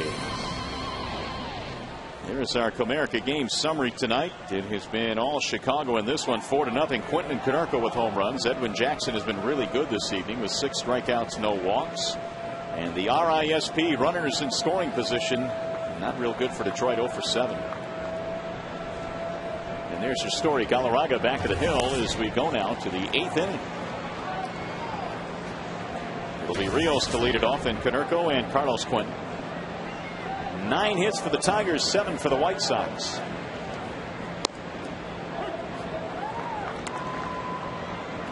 Alex Rios tonight walking in the first inning. He's also hit into a double play.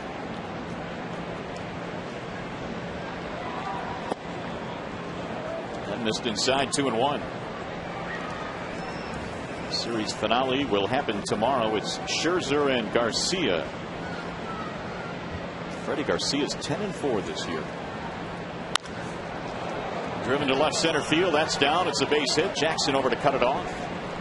And Rios has a leadoff single in the 8th. Yeah, they were not expecting to have 10 wins from Freddie Garcia,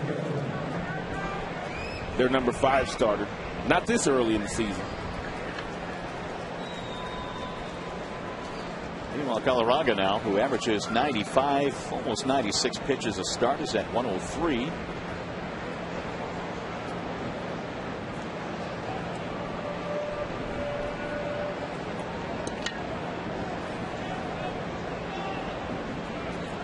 Konerko's had a big night.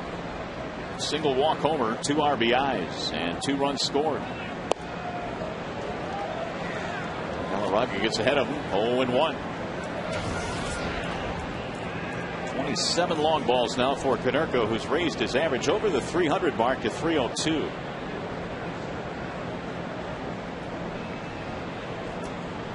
With his 2 hits tonight, now 6 for 10 against Galarraga career.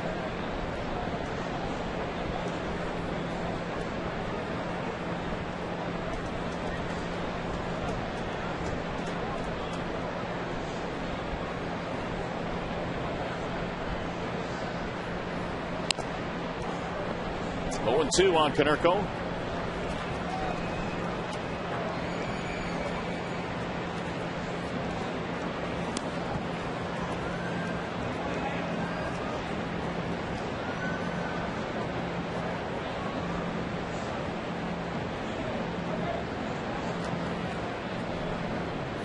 White Sox coming into play tonight since June the 9th are 36-13.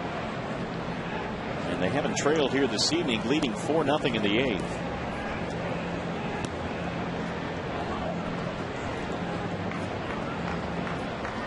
Once again, has his team playing as good or actually better than anybody in all of baseball. You see the turnaround. Obviously, a split in this series does Detroit no good whatsoever. Comes Bosch on a long run, and he can't get there at foul ground. Which means the Tigers have to somehow try to come back and win this game and win the game tomorrow. You got to start winning series. If you split, obviously the White Sox will leave the same way they came into town. And you've knocked 4 games off the schedule. Yep. Such a different game here tonight. Tigers came out, played with a lot of energy in the second game of the doubleheader, running the bases, doing a better job with runners in the scoring position. They have not done that tonight. That is part of the story, but the other story is Edwin Jackson.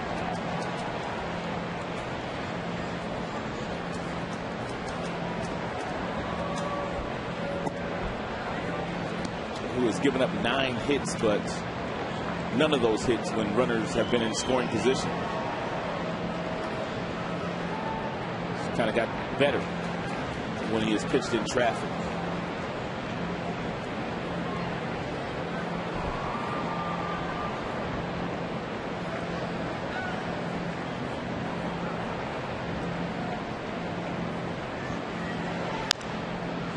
Galarraga has yet to strike out a batter tonight. A few starts back, he went 7 2/3. This was back in June against the Pirates and didn't strike anybody out.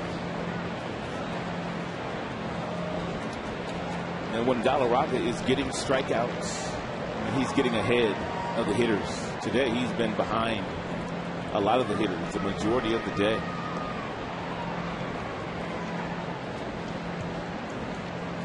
Now the 1-2. 2 balls, 2 strikes on Konerko.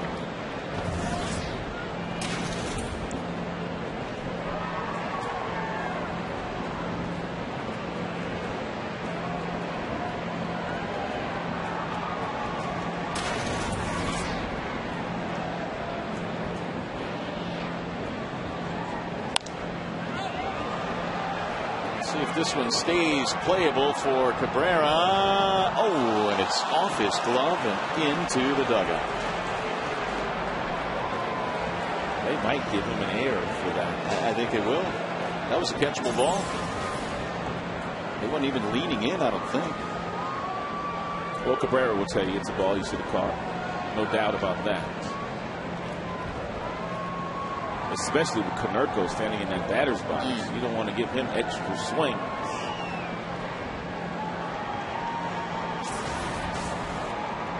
And they have given Cabrera an error. So Konerko's still alive. 2 balls, 2 strikes.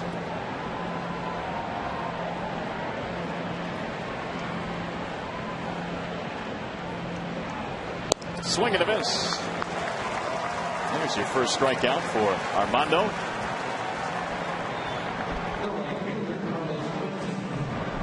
It's a nice job by Galarraga pitching around the air by Cabrera to come back and throw a really good pitch at the bottom of the strike zone and get Konerko to swing and miss.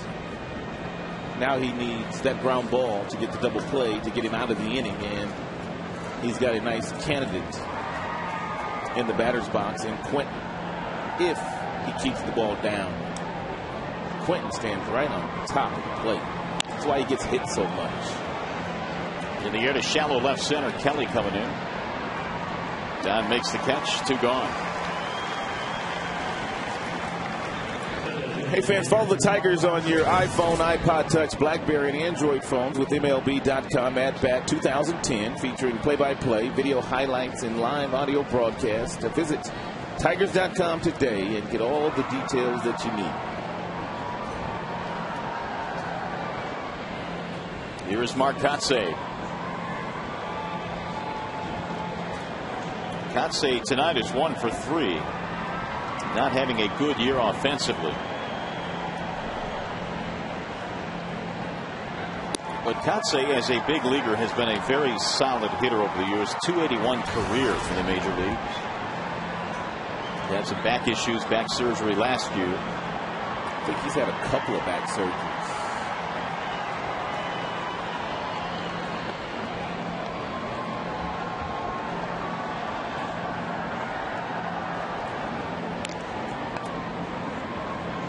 Rios back in there.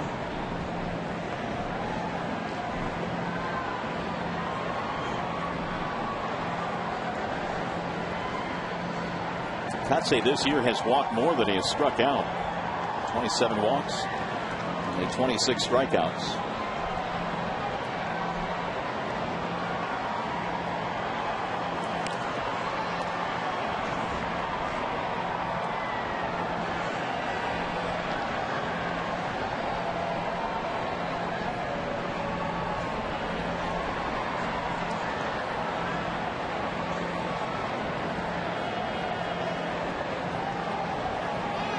There's a balk called right before the pitch was delivered. A balk was called by Jeff Nelson, the second base umpire. And Galarraga taking issue with it.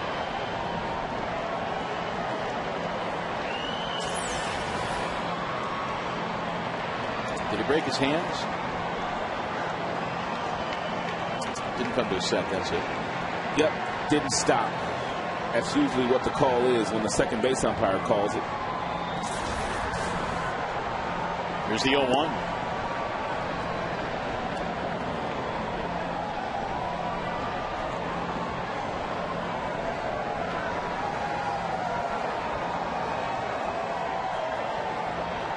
And now Avila goes out.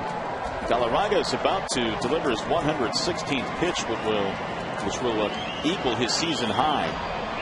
Did that on July the 20th against Texas as well.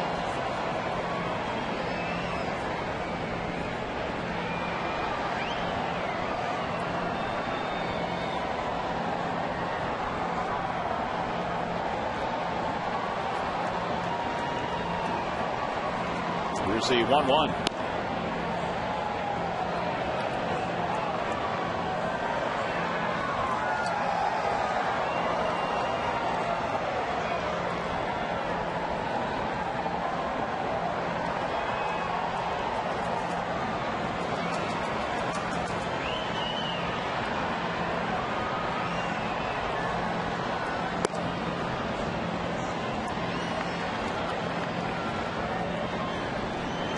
Kotsay were to reach.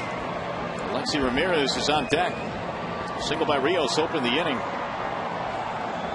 2 outs later, a runner at second base for Mark Kotsay. And the 3-1. And he walked it. 5 walks for Galarraga. And here comes Jim Leland. He will make the change. Signal going to the bullpen. So the Tigers go to the pen. It's a wall side windows pitching change. Here comes Eddie Bonine. We'll be back.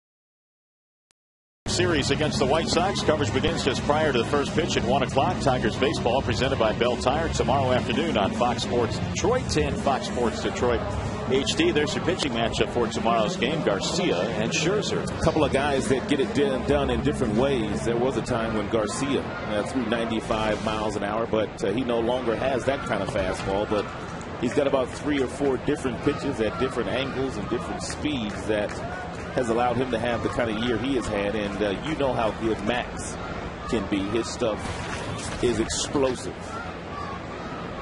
Eddie Bonin is the new Tigers pitcher in this one. And he is facing Alexei Ramirez. And be careful on the first pitch to Alexei always. If it's close, he's usually swinging.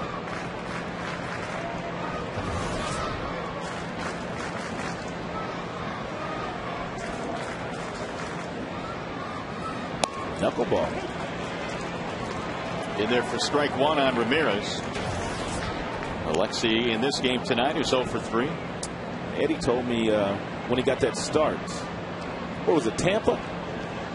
Got that spot start in Tampa. He said he has not been throwing very many knuckleballs this year in the role that he's been given in that bullpen. He's felt more comfortable with his fastball and his breaking ball.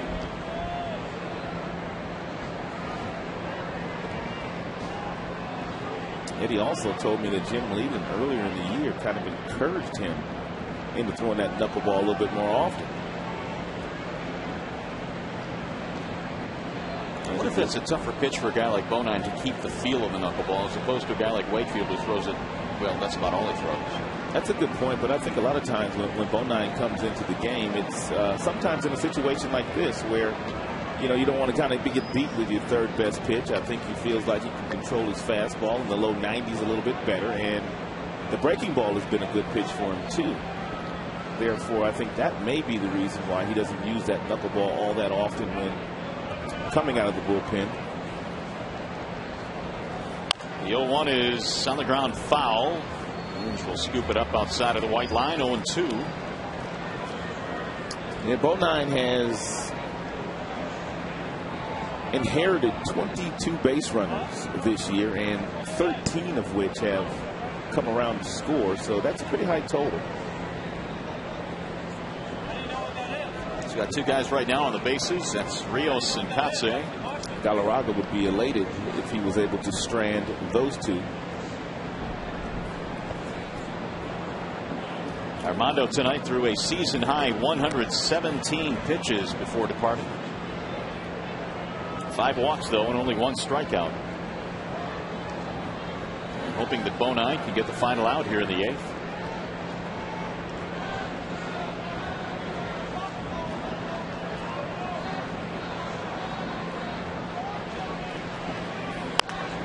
Whistle foul.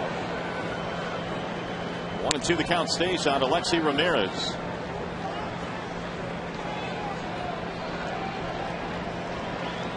Nine Tigers hits tonight, 8 for Chicago. White Sox got a run in the first, 2 in the 4th, and 1 more in the 6th.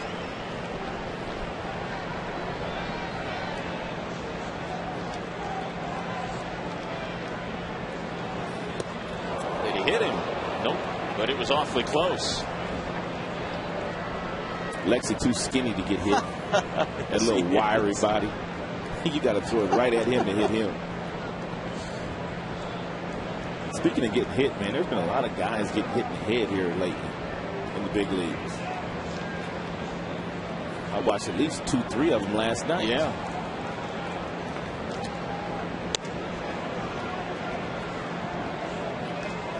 Mark Reynolds got hit in the head last night. McCutcheon of the Pittsburgh Pirates got hit in the head last night. And whoever Boston's playing, they had a little beanball thing going last night too. Cleveland Indians. Jackson got hit in the face earlier this year in Los Angeles. Now Ramirez given time. One thing about that little beanball thing that was going on in Boston last night, most of those pitches that were thrown, they were below the belt buckle. So they kind of did it the right way. The head, you just can't mess around up there. No. It's fouled away. Mark Reynolds got drilled last night. His was ugly.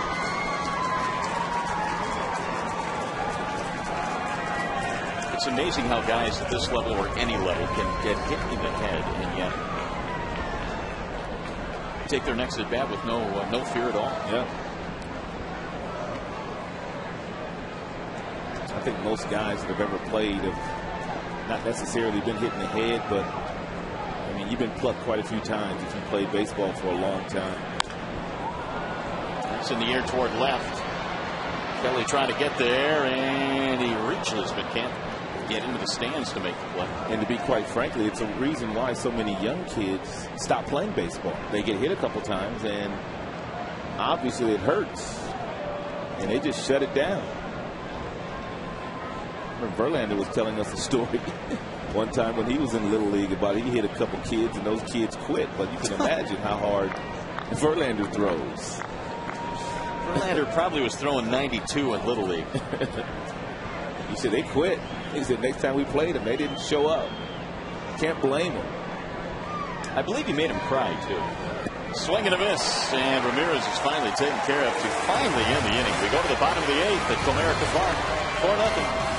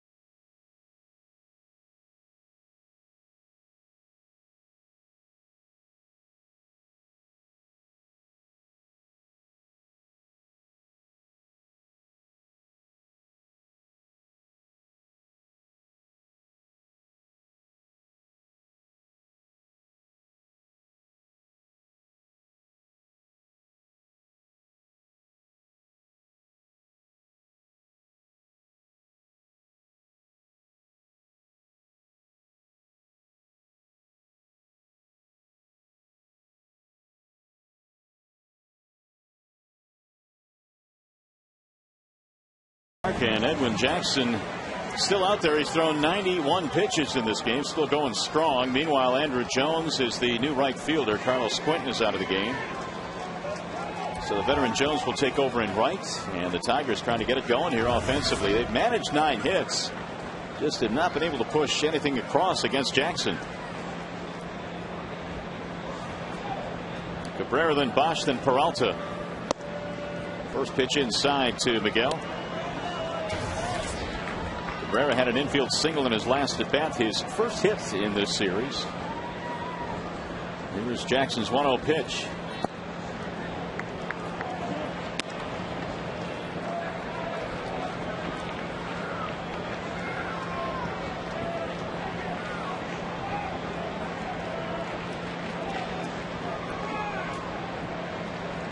Now the 2-0. That's inside. 3 balls and no strikes. Edwin in jeopardy of walking his first batter here tonight. He had himself a lengthy sit down in the top of this inning.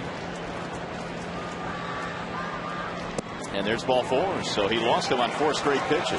Ozzy's got a real good bullpen, though. He's got a couple of guys from Michigan in that bullpen. J.J. Putz and Matt Thornton. A couple of hard throwers. And here comes Guillen. He's going to want one of them. Signals out to the bullpen, so we'll step aside. Pitching change here in the 8th inning. We'll be back. Here's Puts.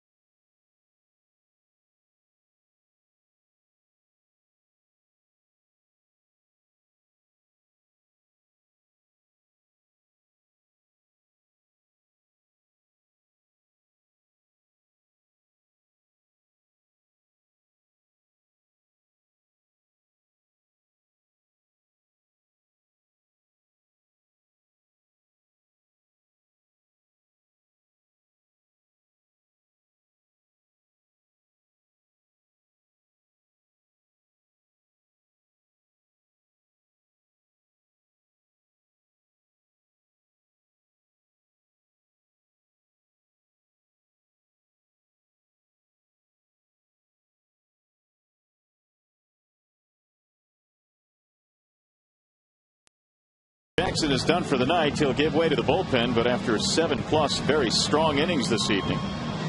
No runs. He struck out 6, walked only 1. And the runner at first base is still his responsibility. J.J. Puts coming out of the pen, and he is in the Haynes comfort zone without question. Well, really, their entire bullpen is in the Haynes comfort zone. Last 10 games, their earned run average is just a shade over 1, but Puts in his last 29. How about them numbers? No runs in 20 innings for Big JJ.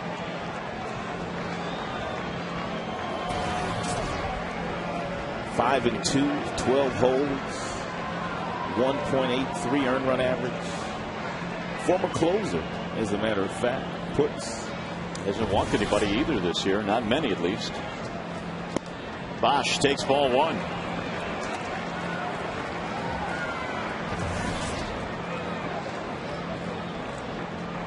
Bosch hasn't seen many pitches tonight. 3 in his first at bat, 1 in his second. That's nothing new for him. He doesn't stay around very long. Here's the 1-0 pitch. Bosch now chasing here, and the count goes to 2-0. Well, you pretty much know you're going to get a fastball here from Puts. He's not afraid. And it's a firm fastball.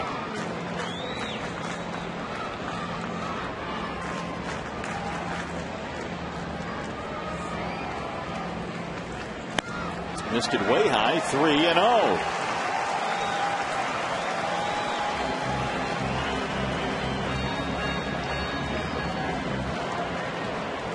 And Puts, excuse me, spent 1 year in New York. But he really wasn't healthy as a Met. He's been healthy in a White Sox uniform. Came up with Seattle, out of Trenton, Michigan, and the University of Michigan. And there is ball 4, and the White Sox now have walked the first 2 batters here in the 8th.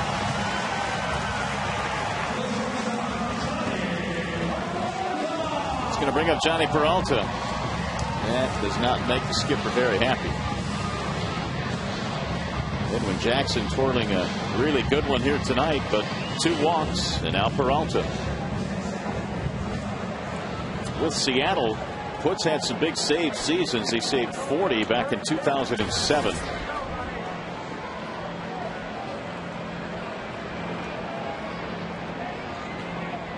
Peralta tonight is 0 for 3.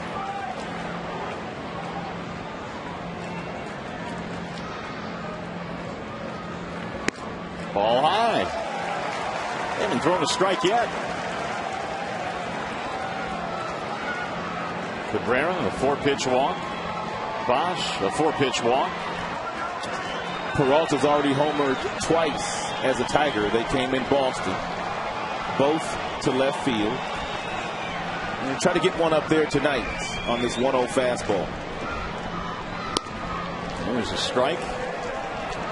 First one of the inning for Chicago pitching.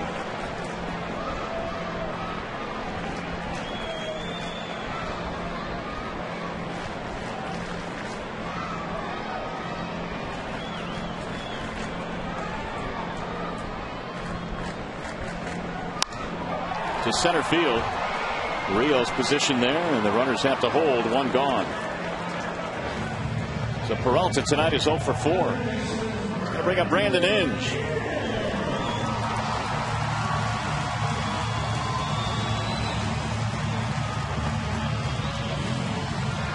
Oh for 8 for the Tigers tonight with men in scoring position.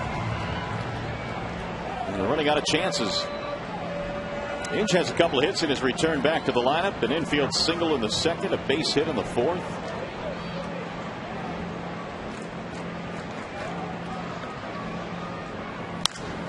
And that looks like it'll drop. Base hit to right field. It does. They're going to try and score the run. Here comes the throw. It's way offline. It hits the mound and it rolls away. Both runners will advance, and a break there for the Tigers. That ball hit the mound and then hit Cabrera.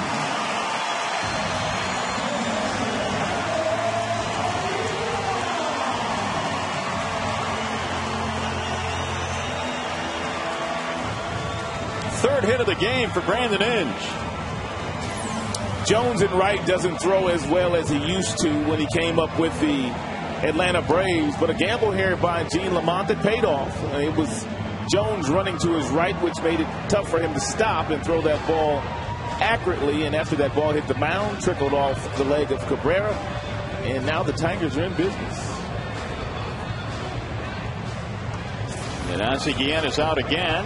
He'll make another pitching change, so puts pitching to 3 batters. We will step aside. Back with more in a 4-1 game.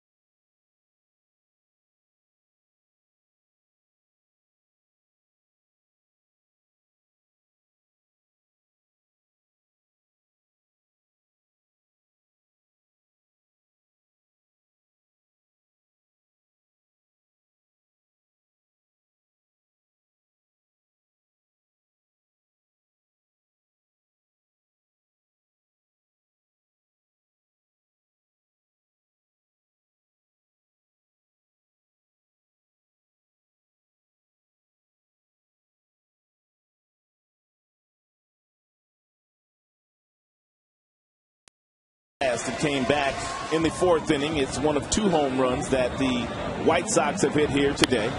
The fastball out of the plate to Carlos Quentin, and he drilled it. Did not miss that ball. Landed about 430 feet from home plate.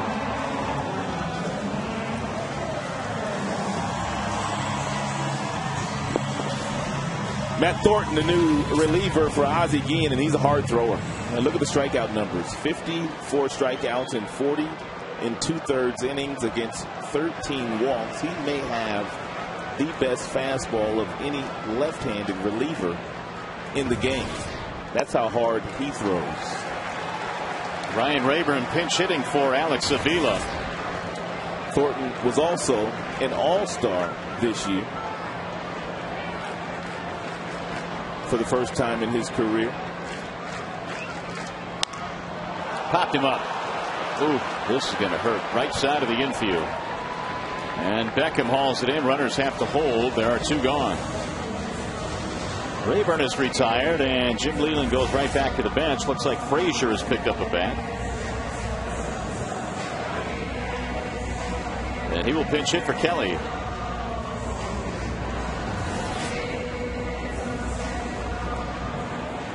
First pinch hitting chance for Frazier. Was 1 for 4 yesterday with an RBI.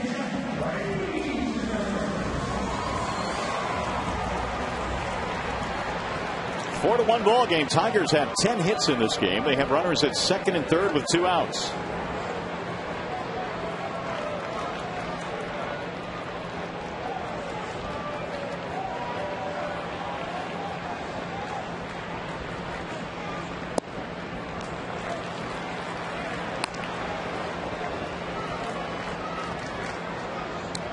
Thornton yields a .278 batting average to right-handers, but absolutely dominates left-handers.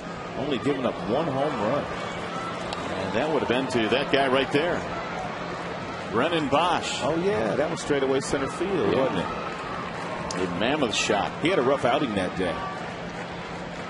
Probably the roughest outing we've seen him have in the last 3 years. That'll get back into the seats. 1 and 2 on Jeff Frazier. 96 miles an hour right off the fist. Here's that home run that Brennan hit straightaway center field at U.S. Cellular. He was in some kind of zone at that time. And the 1-2 pitch. Outside, 2 balls, 2 strikes. 96 miles an hour from Thornton. At least 70 appearances in each of the last 2 years. 68 the year before that. Here's the 2-2. Swing and a miss. He blew him away at 95 up at the letters. That's what Thornton does. Settle for 1 run. They strand 2 more.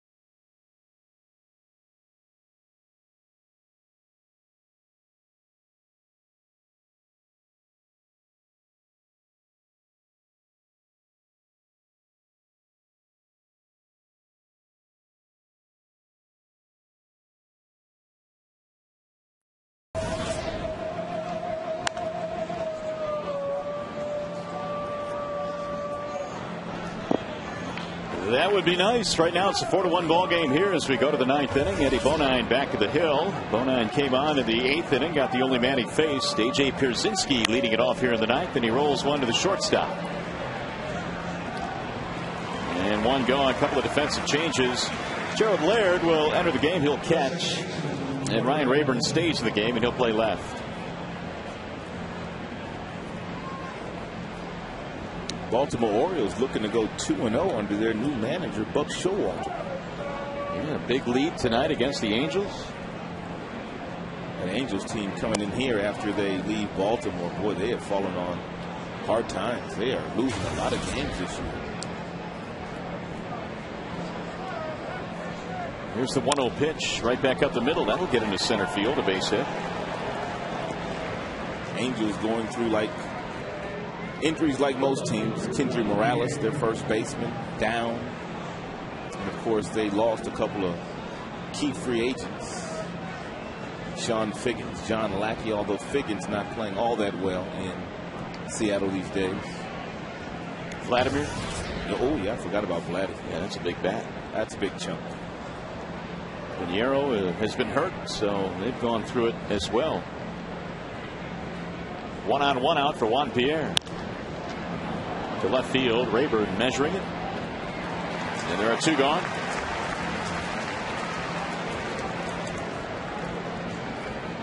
He's going to leave it up to Omar Vizquel.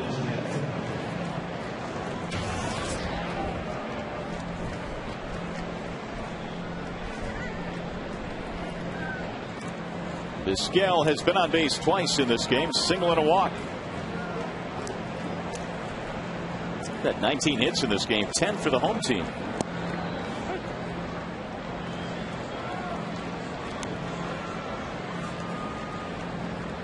Didn't the Tigers have a deal for Vizquel a few years back before they acquired Carlos Guillen, but he didn't pass his physical?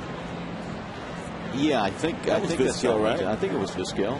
Yeah, Vizquel didn't play. He had knee surgery, I believe, and he wasn't quite healthy. And that's when David Dombrowski pulled the trigger and brought Carlos Guillen over.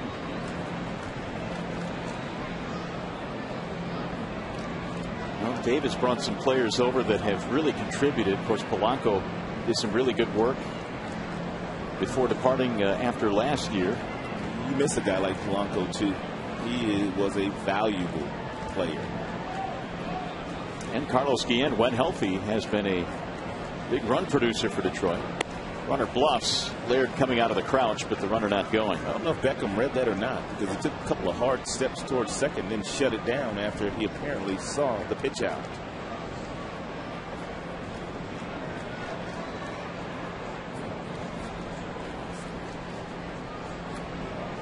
That's the second pitch out of the game today for Jim. 2-1. Tigers, when we get to the bottom of the 9th inning, will have the top of the order. Jackson, Rhymes, and Damon. And hopefully Cabrera. Quick tag there by Miguel, but Beckham back. Final game of the series tomorrow. Garcia will throw for Chicago and Scherzer for the Tigers. Then the Angels come in for the weekend. And then the Rays. Back out of play. 2-2 on Omar Vizquel. I wonder how much longer a guy like Vizquel will play.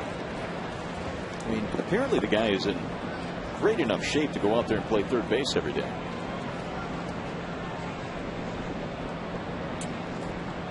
.43 years old. He looks like he's got a couple more years in him. Runner goes and a big jump. Laird's throw is going to bounce in time. How about that? Beckham is caught stealing, side retired. We are headed to the bottom of the 9th inning.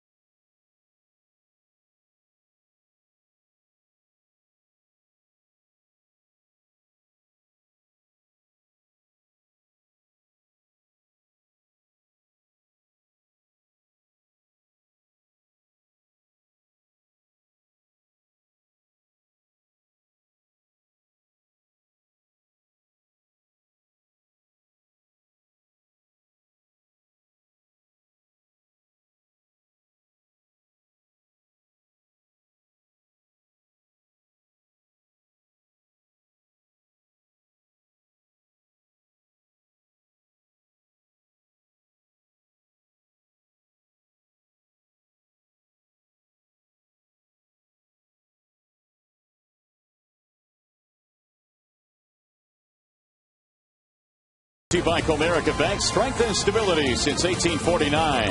Wallside Windows. For a free in-home estimate, call 1-800-521-7800. And by Bell Tire, get the lowest tire price, period. Well, the Tigers going to need a comeback tonight as we go to the bottom of the 9th inning in this one. And Bobby Jenks will come on, the closer for the Chicago White Sox. Tigers have had a very difficult time over the years against Bobby Jenks. 22 of 24 in the save department, although the earned run average is over 4.5. He does have 49 strikeouts in 38 1/3. As a matter of fact, the Chicago White Sox bullpen, they've got the best strikeout performers in the American League. They average 9 strikeouts per 9 innings, which ranks #1 of all bullpens in the American League. There you go, 21 saves against Detroit. And an ERA a shade over 2. Got the top of the order to deal with here. Austin Jackson will lead it off in a 4-1 ball game. The Tigers looking for a comeback here in the 9th. Talk about power arms out of your bullpen. Putz, Thornton, and Jenks. 3 really good ones. The Tigers had that at one time too, when Zumaya was healthy. Perry was throwing 96. Zumaya was throwing 100. And Papa Grande, he can get up to 98. 1-1 on Jackson.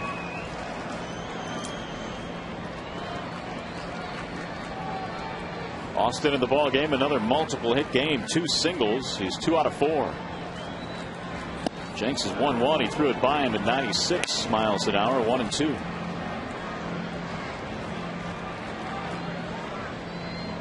Edwin Jackson, the story tonight so far.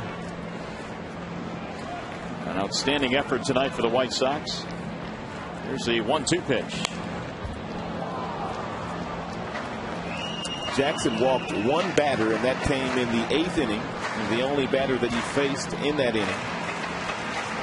And the one thing that he had trouble with this year out in Arizona was the base on balls. And it's amazing to me that a guy like Don Cooper can watch him one time and make an adjustment, and he go out and walk just one. Sometimes the pitching coaches and the hitting coaches, they don't get the credit they deserve. You know, and it's funny, sometimes all it takes is just a fresh set of eyes. Somebody else taking a look at the same product. And Cooper has done wonders already with Edwin. Of course, Edwin, you know what he can do when he's on. And he was on tonight.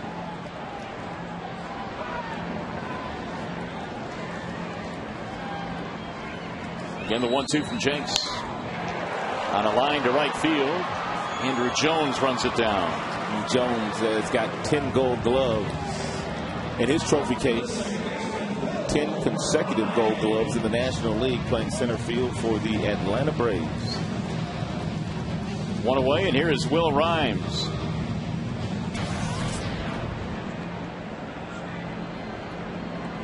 Rhymes 1 for 4, had a single back in the 3rd.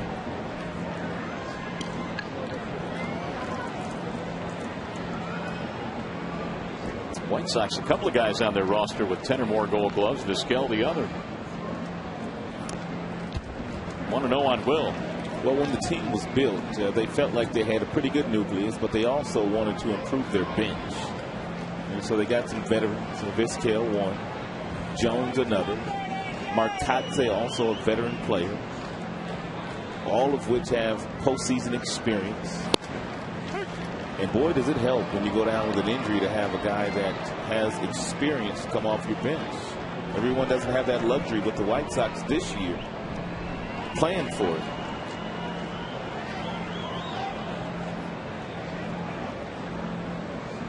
Here comes the 1-1. Rhymes looks at a strike now, 1-2 on Will.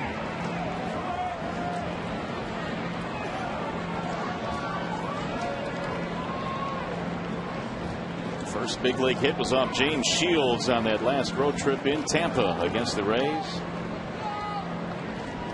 Went on to have a pretty good series against Tampa Bay. Inside 2-2 on Rhymes.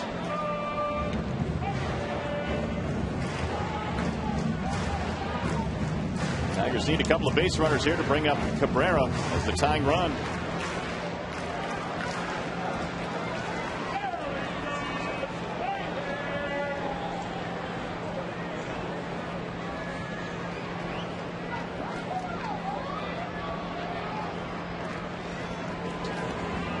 It's going to get away from the catcher all the way to the backstop. 3-2 on Rhymes.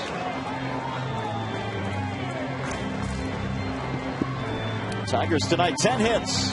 They have scored only 1 run, and that came in the 8th inning on the RBI single by Brandon Inge. But in that frame, they left runners stranded at second and third.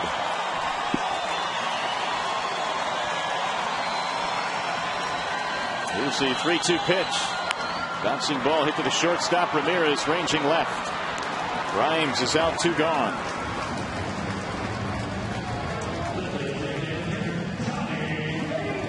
Here's Johnny Damon, the last chance tonight for the Tigers.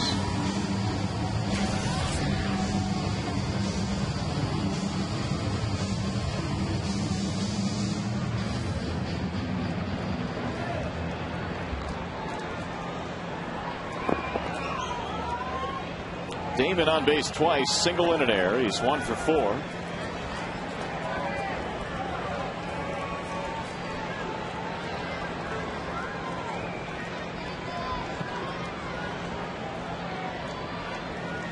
And Jenks delivers right at the knees, strike 1.